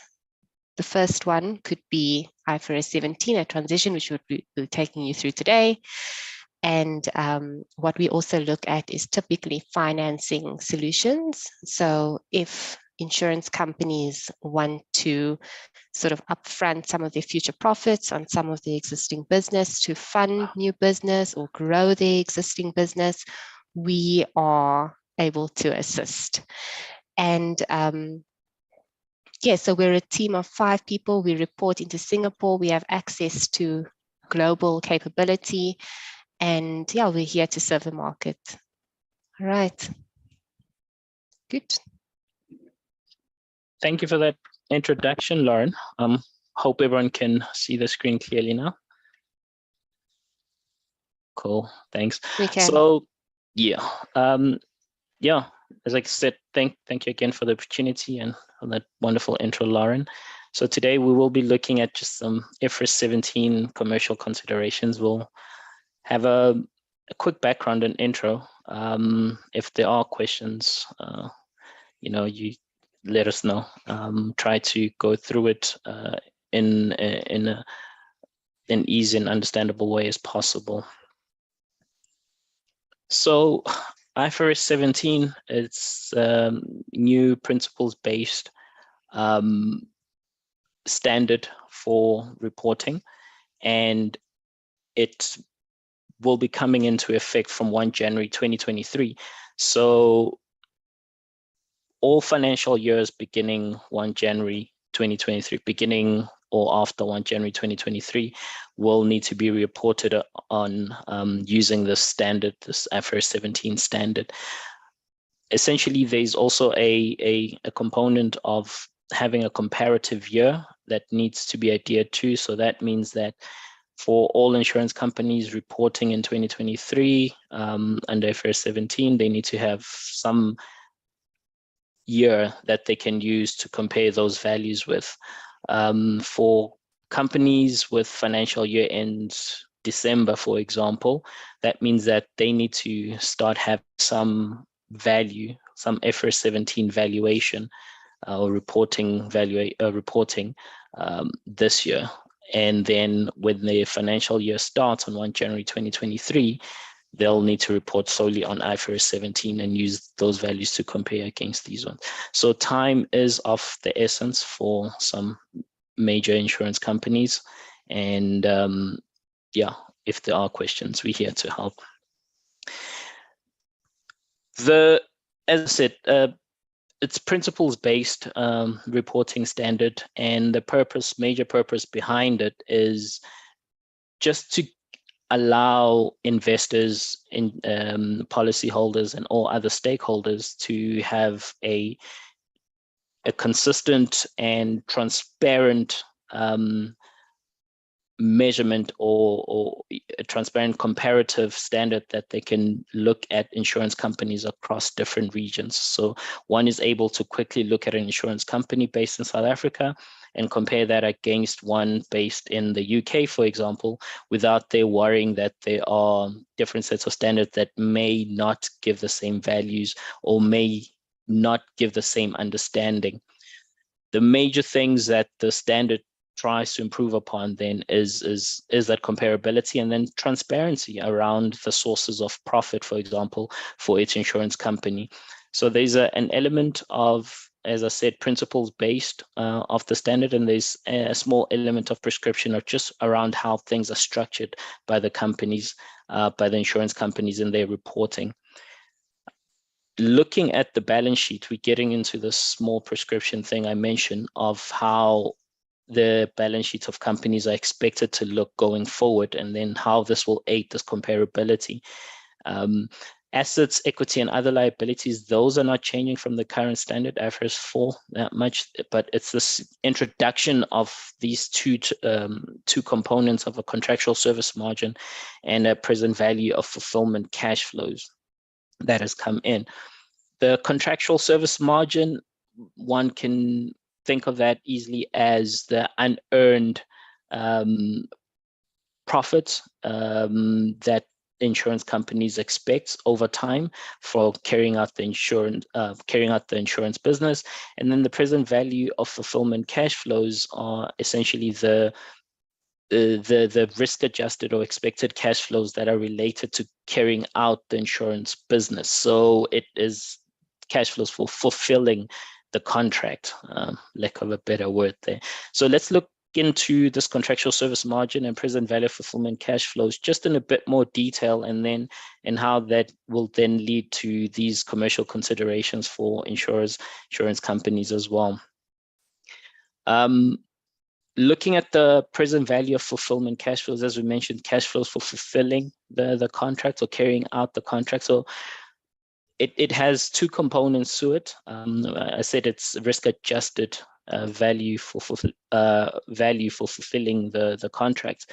There is this risk adjustment component, which is essentially an adjustment an adjustment for the insurer to be able to carry out the insurance contract, and it compensates for the non-financial risk for carrying out those insurance contracts. And then we have the present value of those future cash flows, which are just the expected or probability weighted cash flows for the insurance contracts being weighted. So those fulfillment cash flows are those two components then of this non-financial risk component adjustment that needs to happen, and then the actual cash flows that one expects from the insurance contracts. The contractual service margin, as I've touched on, as the unearned profit from carrying out the insurance contract or carrying out this business of insurance, is then the difference between your expected outflows and the inflow. So inflow minus outflow, you should get some profit. We're assuming that insurers will be writing profitable business, and therefore there should be a component of a contractual service margin for all groups of contracts that they write when grouped together.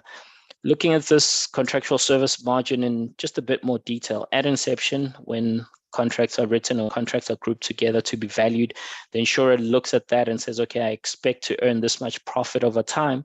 However, the insurer is not allowed to recognize all of that profit at that point in time. So what will then need to happen is there needs to be a way for the insurer to be able to recognize that profit over time as they are carrying out that insurance contract or carrying out those insurance services over time. This is where the concept of coverage units comes in, which we'll touch on in more detail, which is essentially a measurement of how the insurer is allowed to release some of that profit over time or recognize some of the profit over time. And that's, I guess, the other small prescription component of IFRS 17 versus IFRS 4. So quick wrap up on this background is IFRS 17 is principles-based, improving transparency and comparability of insurance companies. So that's the small component of prescription, is just in how companies are then allowed to value their liabilities going forward. Yeah, I think, don't see questions. I'll let Lauren carry on from here. Thank you, Thandanani. Okay, so now I'm going to talk about some of the key considerations on what we're seeing when we move from IFRS 4, which is our current accounting standard, to IFRS 17, which is the new accounting standard. Next slide, please. Okay, so what does that mean for the transition? So as we transition into the new phase of IFRS 17, how are we going to see the balance sheet? How are we going to value the liabilities, right? So there are three ways that we can do that. We can do that using the full retrospective approach. And what that means is that as if we have the data from inception of the contract. So if IFRS 17 only comes in 2023, it means that we've actually got everything that we've required to do the valuation as if we were back in 2017, and then we'll build up the contract value from then as if IFRS 17 was always in play. Okay, obviously that's very data intensive, very computationally intensive, and has some companies who've used this approach have been trying to implement this for years. Okay, obviously not very practical. Then we've got the modified, but is the golden standard. Then we've got the modified retrospective approach. And this is where some of the things are not, you have to make some assumptions here and there, and you may not have all the data, but you've got most of it. And so you say, okay, well, I can try, but these are the shortcomings, and this is what we would consider a modified retrospective approach at transition. And then we've got what is called the fair value approach. And there it's where you put a fair value on a particular insurance group of contracts. There are a number of ways you can do that. You can do a bottom-up calculation, you can get a market value for it, but effectively it's bypassing a lot of the data requirements that a modified retrospective approach requires, or a full retrospective approach requires. What the impact of the fair value approach is that it helps you to sort of set the CSM at transition.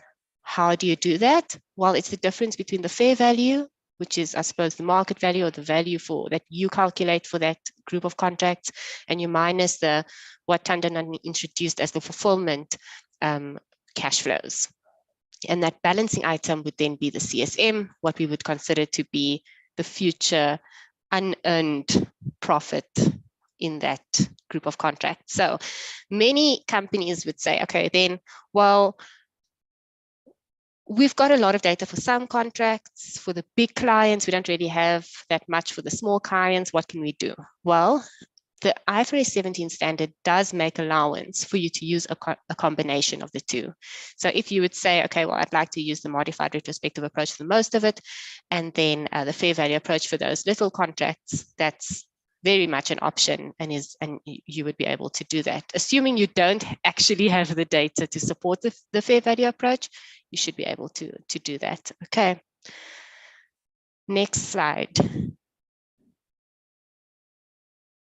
All right. So who are we as FinRe? What do we do? How can we assist? All right. So our team, these are typically the activities that we do, and I'll talk about why this may be relevant later. All right.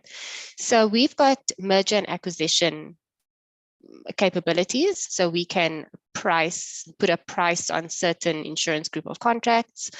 Earnings volatility management. So what we know is under IFRS 17, that release of reserve is going to be very different in terms of the pattern compared to under IFRS 4.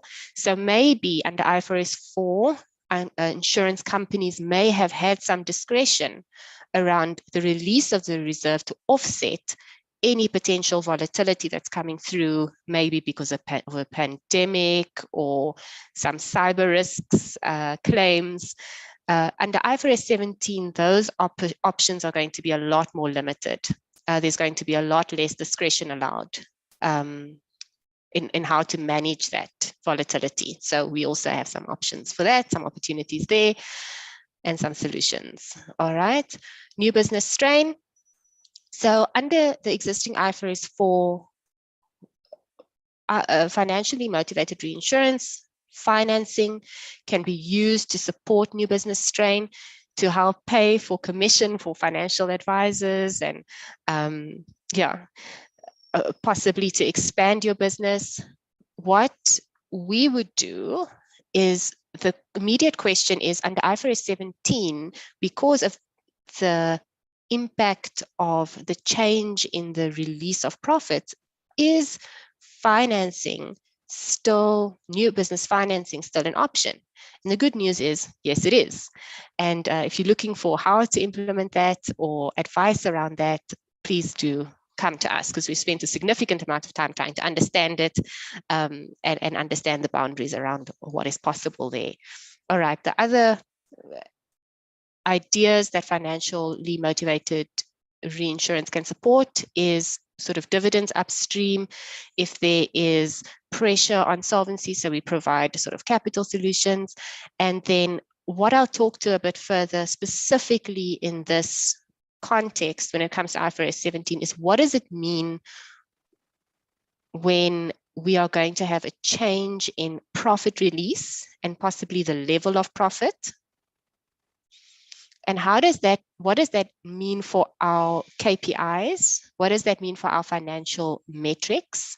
Because if your level of profit is going to change going forward, and also the timing of that profit, then let's say, for example, your IFRS earnings is going to change. Your return on equity will be changing. Your return on capital will be changing. So your financial metrics will be changing, and the way that it looks will change under IFRS 17. And that's where our team can help. We can help support.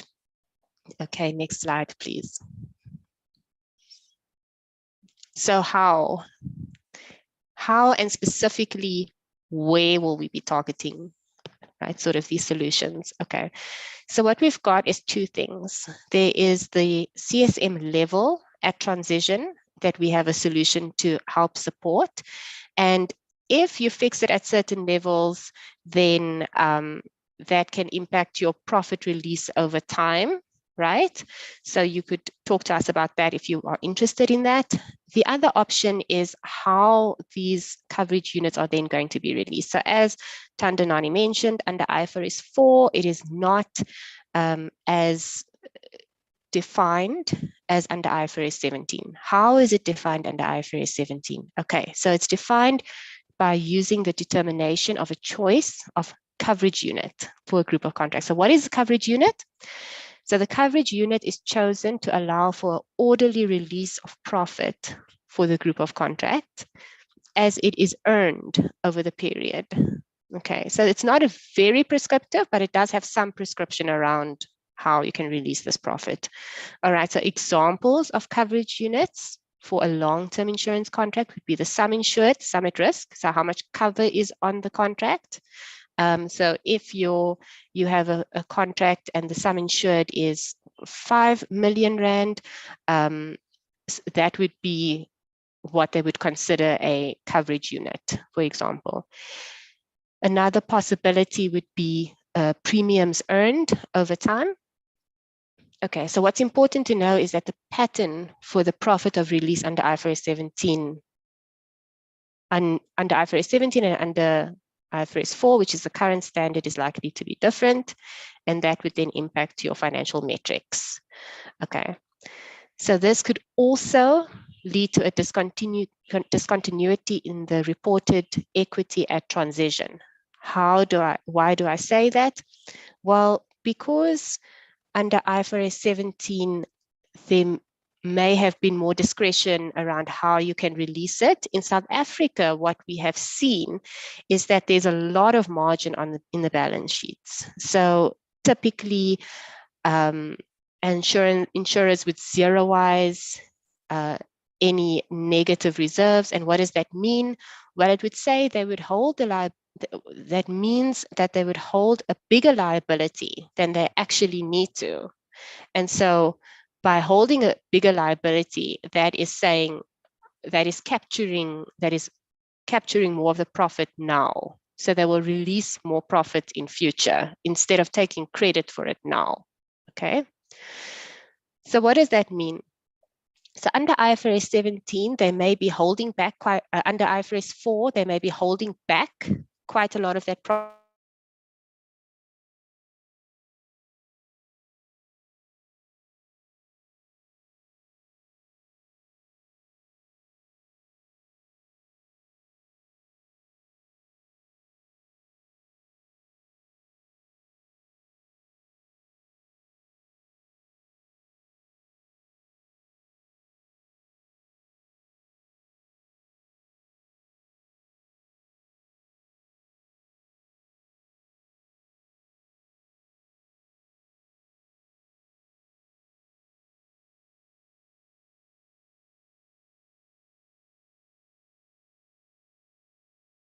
Seem to have lost Lauren on my end. I'm not sure if anyone can still hear her. No, we cannot hear her. She has dropped off completely. Let me just get her back. back on. If not, I'll just carry on. Let's try. Sure, could you just carry on? I will contact her. Okay. So as she was mentioning about the difference in the profit release between IFRS 17 and IFRS 4 and how that will be different. Please carry on, Lauren. From there, that's where we lost you. Oh, thank you. Yes. So it will be different. Hi, can you hear me? I see that David Slages to everyone is unable to hear me. I can hear you now. I think you can that hear was me for now. when you had dropped off, yeah. Okay, perfect. All right.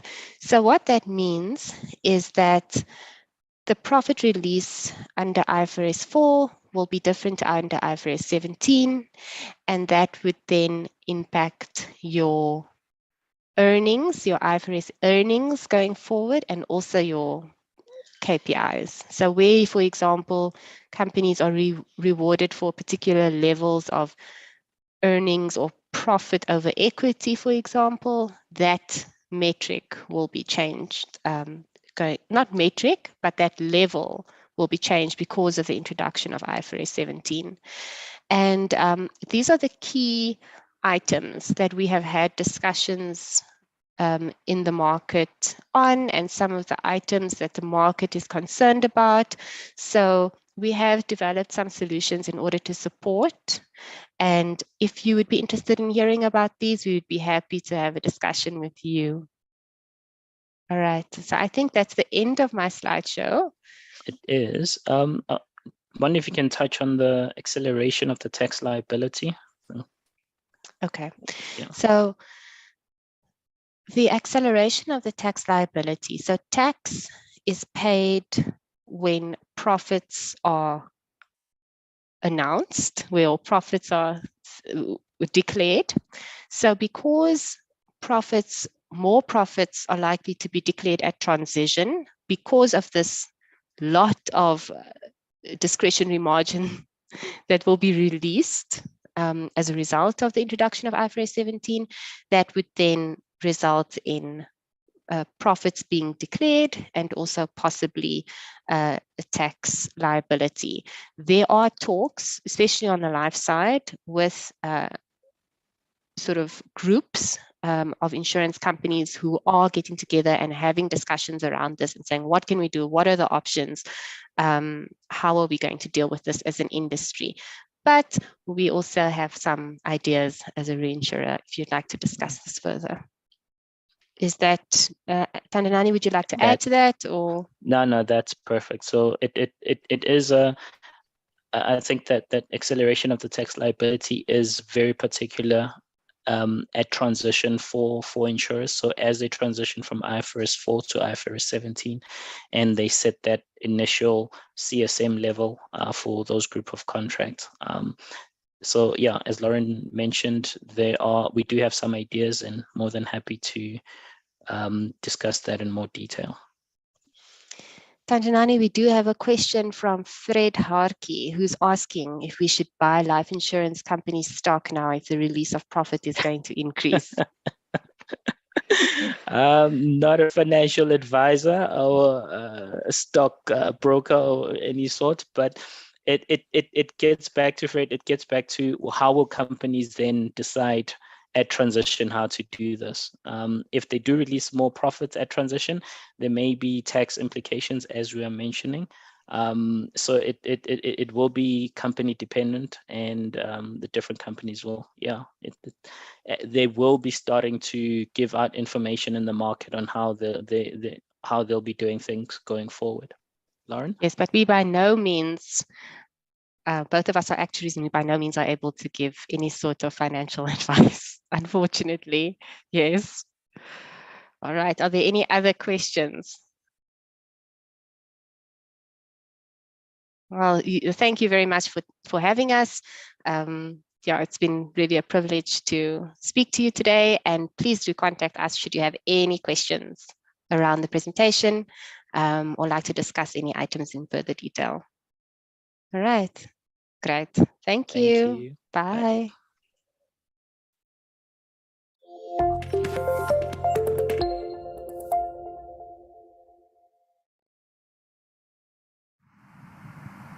Thank you so much to the Munich Re duo over there, Tandanani and Lauren. A very informative presentation indeed.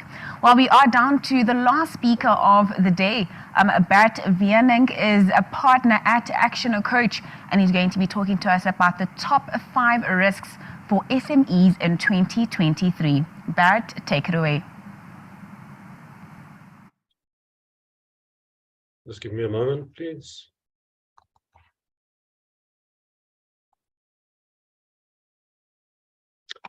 And yes, thank you so much for the opportunity. I hope that you can hear me. And I'd like to really, so it's been a privilege to prepare this and to talk to you today. So what I'd like to share with you is my thoughts on the emergent risks for SMEs in 2023. It's based on the research that I've done recently and trying to understand how do I need to advise my SME clients on how to run a better business and to prepare for the risks that we know that is coming. So my question to you would be, are we, and do you agree we are in challenging times? And I suppose most of us would say, yes, we are. And a challenge, is potentially also a risk. And, one looks at the world around us internationally, and you look at all the things that affect us and affect business and our private lives. And there's so many things that are happening that are changing what we are used to. Locally and at home, that's even probably more. If we think about Eskom, we think about political leadership, the economy, state capture, all those things have played a role to make us in business quite negative. But I think it is also to understand that, as an SME, when I'm out there doing my business, I'm actually alone.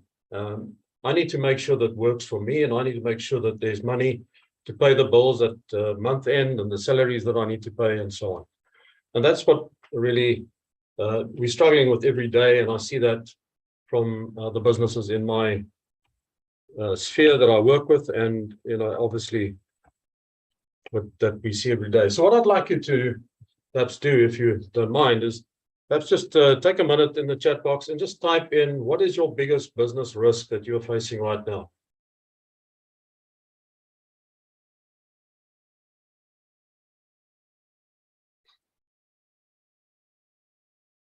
I'm not seeing anything happening, but perhaps you can just type in and say, what is the risk that you face in your business right now, or with your customers, the ones that you see? Interesting things that are coming through around unions, time, new business, electricity. Wow, awesome. Thank you. Keep them coming. It's great to see what's happening here. So yes, looking at business then, and thank you for your input there. It's really great to get that. I really believe that, I need to just tell you a little bit about Action Coach. As a business coaching firm, we are the #1 business coaching firm in the world. We operate in more than 82 countries and more than 500 coaching offices around the world. And we have a 30-year history, started more than 30 years ago by Brad Sugars, who's still the CEO of the business, and day-to-day is involved in how we steer and run the business. And our vision is we would like to create world abundance through business re-education. So what are we saying with that? We're saying that we believe that businesses can do better, but business owners are so stuck in doing the work that they never work on their businesses. And we help them break that routine. We help them really connect with us and really talk about where they really want to be. What is it that they want from their lives, what they want from their business, and what does the business have to achieve for them going forward? And looking at where we work and the model that we use, and I'll share that with you a little later, this model works everywhere. It works with every business, and it is a 6 steps approach that helps us structure how we deal with businesses and the issues in businesses and identify where the problems are, because it's not a one approach for all. One of the things I'd like to point out to you, and I think everyone can sort of take benefit from this, the point of power is a coaching principle. And what we're saying is that everybody has the right, or when they wake up in the morning, they actually can decide, are they powerless or are they powerful? Okay. And quite often we find that we ourselves are powerful. or powerless. And having said that, what does it mean if I am blaming and I have excuses and I'm in denial? Well, potentially you are powerless because, it's not your fault, it's everybody else's fault. And that doesn't help you. Where we want you to be and where we really want business owners to go is to be above the line, above that point of power, and really to be powerful, to take ownership of the results of their business, of their teams, to make sure it works, to be accountable for the results, and be responsible and make sure that the things that need to be done get done. And that way you're going to be powerful. And I'm sure quite a few of you know people who are powerless, that blame everybody else, that are negative, and they draw sort of negative energy towards them. We want to go out there and be powerful, to take leadership and ownership of our businesses and our results. And we want you to be there as well. So a great principle to think about for life and take that forward. So Action's definition of a successful business is that it's a commercial and profitable enterprise that can work without you. Well, you want to know, or perhaps you want to ask, why without you? Well, if you want to sell that business or you want to go on holiday, does the business still have, is it still going to be alive when you come back? I think the important thing is you want to build an asset, and that asset is something that you can sell. And a business that makes money and can work without you has systems in place and trained staff. And yes, things can happen. Not saying you shouldn't be involved, but perhaps you can go on a 4-week holiday and come back and still have a business. So talking about risk and thinking about risk, the first question came up in my mind is, so what is risk? And I think it's sort of looking at uncertainty that matters. You go look at the text, you go look at some of the books. Uncertainty that matters is quite often used. And what is uncertainty all about? So I just want to change the setup here. Right, so uncertainty is really about an event, a variability or an ambiguity or an emergent risk. And typically what event risks are is, if a supplier typically closes their doors and they were a big part of your business, well, that's a type of an event that happens. Think about COVID, where so many businesses had to close down, and all of a sudden you had to find another supplier.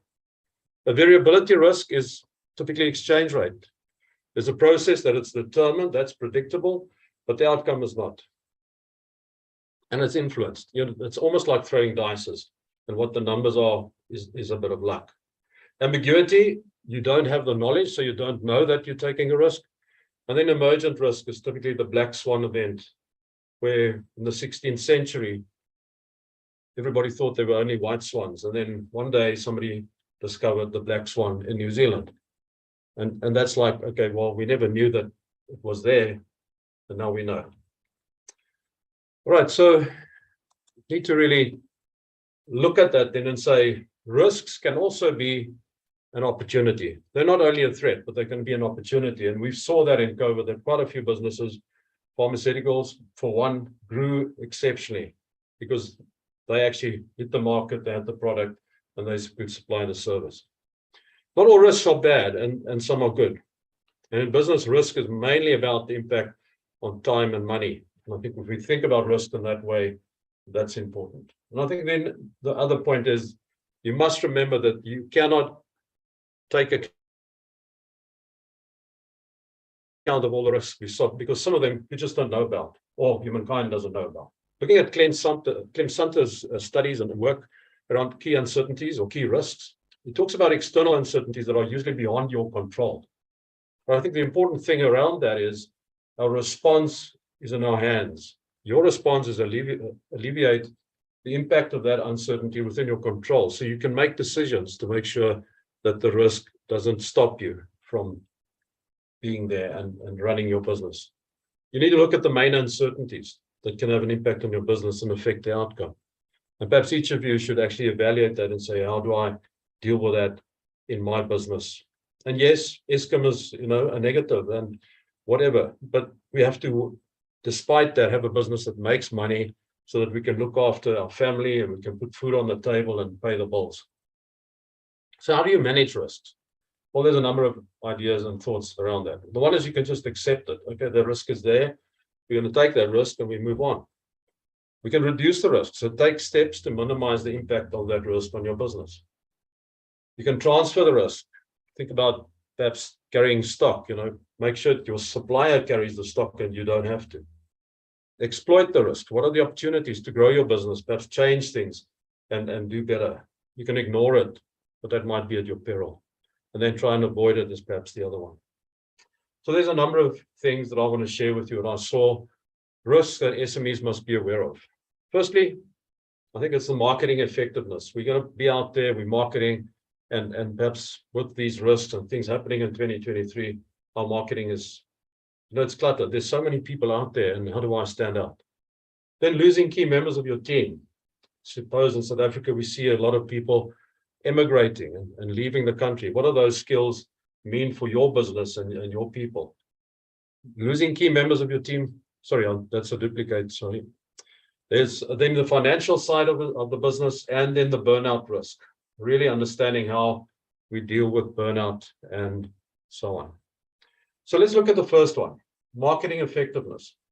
Increases in key client acquisition costs might actually impact you. So all of a sudden, you're not getting the same amount of clients in terms of the cost that you spend on your marketing fees.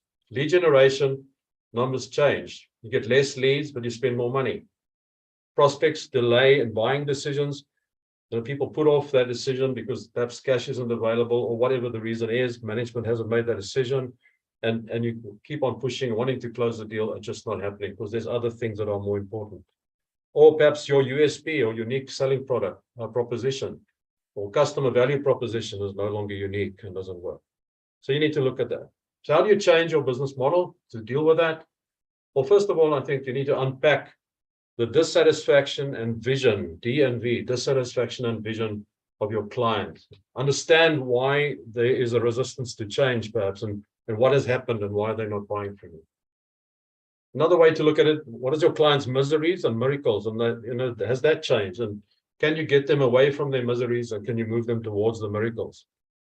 You want to deal with small pivots, small changes in your business, but lots of them. So you can test and measure as you go along. Business model must change and should change as these things happen. You can look at the opportunities that arise and take advantage of them. And I think we spoke about that. Look at what's that market ability. Right. So once we have that sorted, and you can look at and identify your USP and make sure that it's still active and well. It's also about perhaps if there isn't a USP, well, can you give a guarantee? Can you stand out and can you be trusted? And will you make sure that your client gets what he wants? How do we change the USP? Well, you want to move your product from just being a commodity and you move them to be innovative. You innovate the product. It could be the way you package it, you sell it, other benefits that you add, but it's all about getting back to the early adopters and the innovators who will spend the money and buy from you, not at a lower price, but because the product is new and because they want to seem to be having it. Key members of your staff is a risk. We spoke about immigration. Working online is another way that's happened, and perhaps you can change that, and a lot of businesses have, but a lot of people are moving back to working out of their office. Outdated pay scales, if we just think about what's happening and what people can earn overseas versus what they earn locally, there's a huge thing and a huge difference.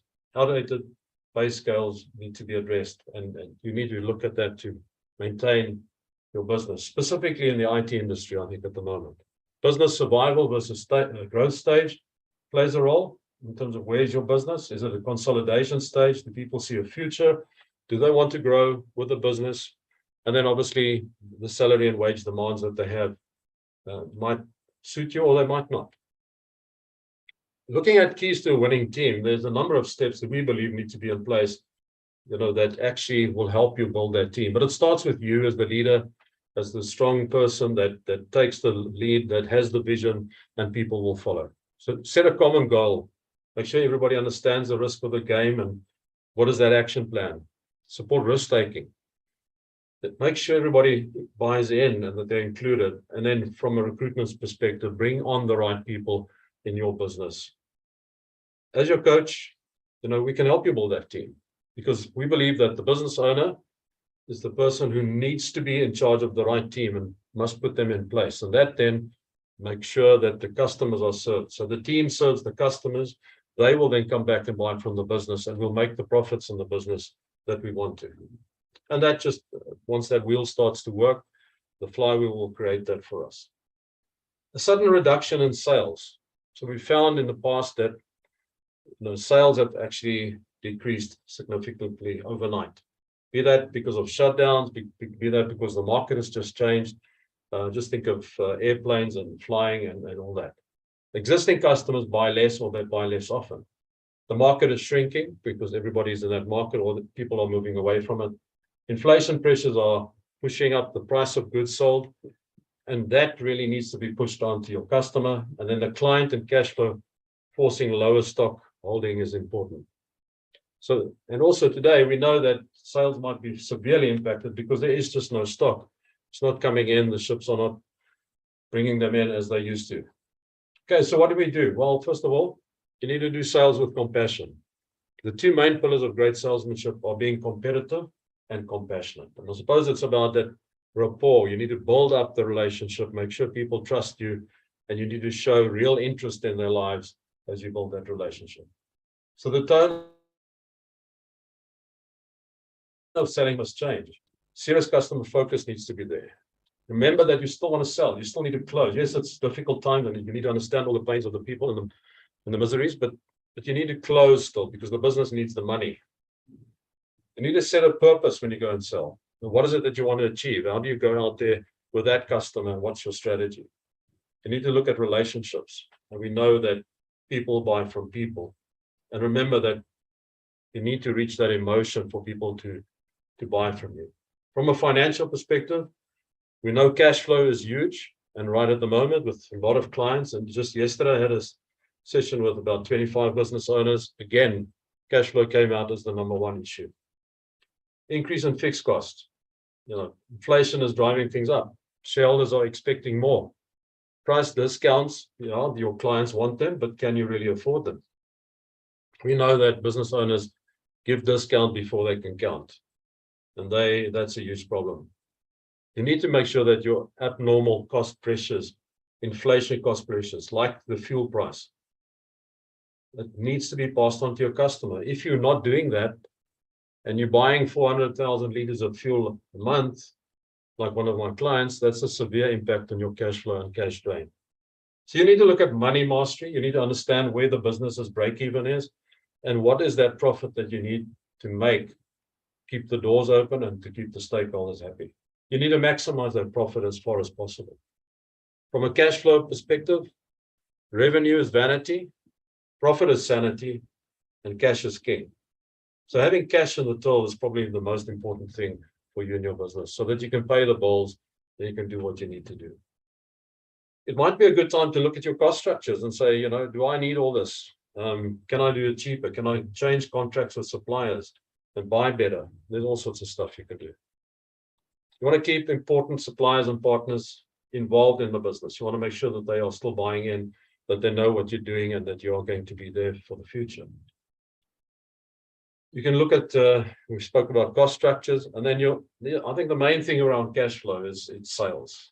Yes, you can save 10% on your overheads, but that's not going to keep the doors open. You might just need to push a lot harder on sales to get the money in. The last one I looked at and identified was burnout. Business owners work harder. They don't work smarter. So they just put in more hours, and they don't look at how they do things and how they can mechanize and automate stuff.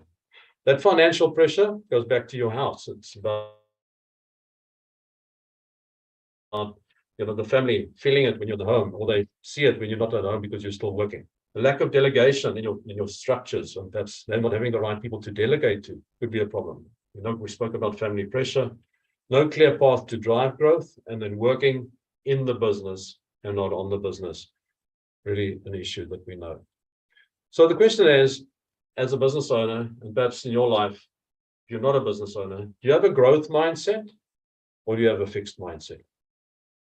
Because failure, I believe, is an opportunity to grow. And it's not something that sets the limit of your abilities, but it's a mindset choice that I'm here to grow and I'm going to learn, I'm going to move forward, and I will come out of this a lot stronger than I came into it. So challenges might help you grow. And I think if you have that mindset to think about that, That's really important to drive. You need to build a strong mindset. The strength of your mind determines the depth of your desperation. The weaker the mind and the deeper the desperation. Well, think about that for a moment. And perhaps you can implement some daily rituals. Lots of stuff on the internet that you can go and look on how you do those things, I am statements and all those positive things. Learning and growing, making sure that you become stronger, because then life will become easier. Opportunity, it's not a crisis. So a mindset of that, the crisis is an actual opportunity to grow your business, to become stronger, and to get out on the other side as a much stronger business, leaner and fitter. Find the small wins every day and celebrate them. The important perhaps is also to look at getting a mentor or a coach to help you through this difficult time. Somebody you can bounce ideas off, who can give you advice without being emotionally involved in your business. Our 6 steps model starts with mastery. And it's all about getting control of the chaos in your business. And once we get that in place, we work with you on predictable cash flow. So creating a niche, what is it that will make sure that you don't have to just be price driven all the time, but that you can actually ask a decent margin and make a living. We then look at the owner's time and we say, well, you need to leverage it. You need to put systems in place. Everything is in your head, let's put the systems down on paper and let's make sure that we train the people as we do that. Cash becomes available. We get more efficient. We now have time available to train a team and bring in the right team to structure our business for growth. And then you get synergy and appoint a general manager that will run a well-oiled machine, so that at the end of the day, you get the results you want from your business. And it's all about massive results, because you take action, 1% improvement per day, think about it, in a month, you're going to have a lot more than 1%. So our 5 ways to grow your profit is all about lead generation, conversion rate, average sale, number of transactions, and profit margin. So we focus on those when we work with business owners. Starts with selling, getting more margin, and making sure perhaps we actually want to lose some clients if we're not making profit on it. Then the 4 ways to systemize your business talks about people and education, your systems and technology, delivery and distribution, and accounting, test and measure. Those are the things that are going to help you systemize your business. Looking at those areas, we're going to put systems in place, and we've got a nice audit sheet that we use with our clients. Richard Branson said, if you can learn to run one business successfully, then there is no reason why you can't run a number of businesses. And I want to stress that the types of businesses we work with, our model works for everyone. Pat Sugars, our CEO, said, where you'll be in 5 years will depend on the books you read, the people you associate with, and the actions you take. Well, think about that. Even in a year from now, where are you going to be? Are you going to be back here? And, what is it that you look like? Are you going to be in a state of fear or a state of just dissatisfaction because your business is not where it is? Or are you going to take action? And are you going to get the results you want from your business? But I can guarantee you that 12 months from today, you will arrive. Time is going to tick on. What are you going to do? How are you going to get better? So I'd like to invite you, if you're at all interested, to connect with me. I offer a free 1-hour business discussion with business owners that qualify. There's a small questionnaire that you can fill in on my website called Get My Business Booming. I'd love to hear from you, love to connect with you. And once again, thank you for the opportunity to work with you.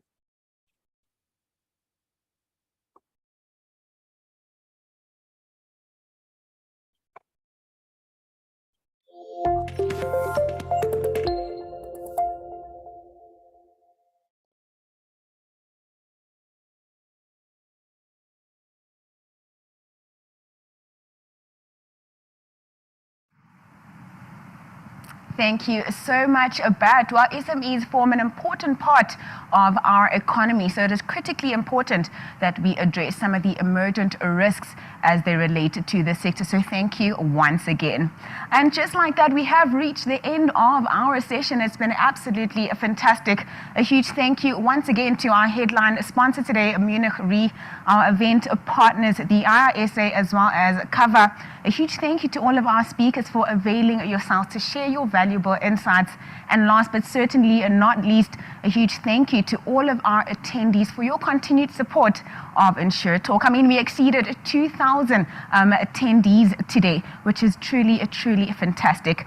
A reminder once again about InsureTalk 26 taking place on the 29th of September between 10 and 1 o'clock. We have posted that registration link in the chat, so do be sure to register. And with that said, I do have a bit of an announcement to make myself. Today is my last day as the resident host of InsureTalk. The last 18 months have been absolutely incredible, and I will certainly miss being your host. I'd like to extend a huge thank you to my CN&CO events family who have trusted me with this platform. I don't for a second take it for granted, and I have no doubt that you'll continue to do amazing work and make magic happen in our beautiful industry. I'd like to leave you with this short quote, a bit befitting of today's theme, but perhaps more applicable to life in general. Don't be afraid to fail. Be afraid not to try. Thank you so much, Nani. And from our team at CN&CO Events, we would like to thank you for making sure that you took our hand as well to make InsureTalk such a successful event. Once again, we broke records last month with over 2,000 people, and here we are again with 2,000 again over. So thank you so much for everything that you've done for us.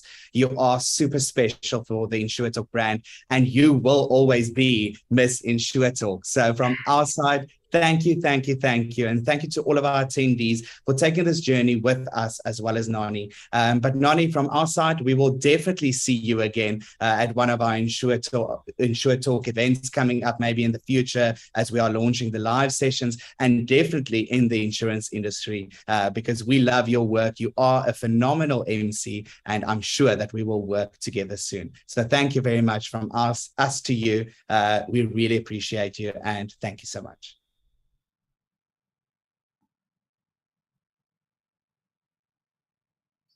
Oh, wow, Llewellyn, thank you so much for that incredible tribute. I'm getting emotional over here. It really has been an incredible journey over the last 18 months, and I truly hold it dear to my heart. So, for the very last time, from myself, Nontutsugo Mhlungu, and the CN&CO events team, it's been an absolute pleasure. Stay safe, stay blessed, and enjoy the rest of your afternoon. Cheers.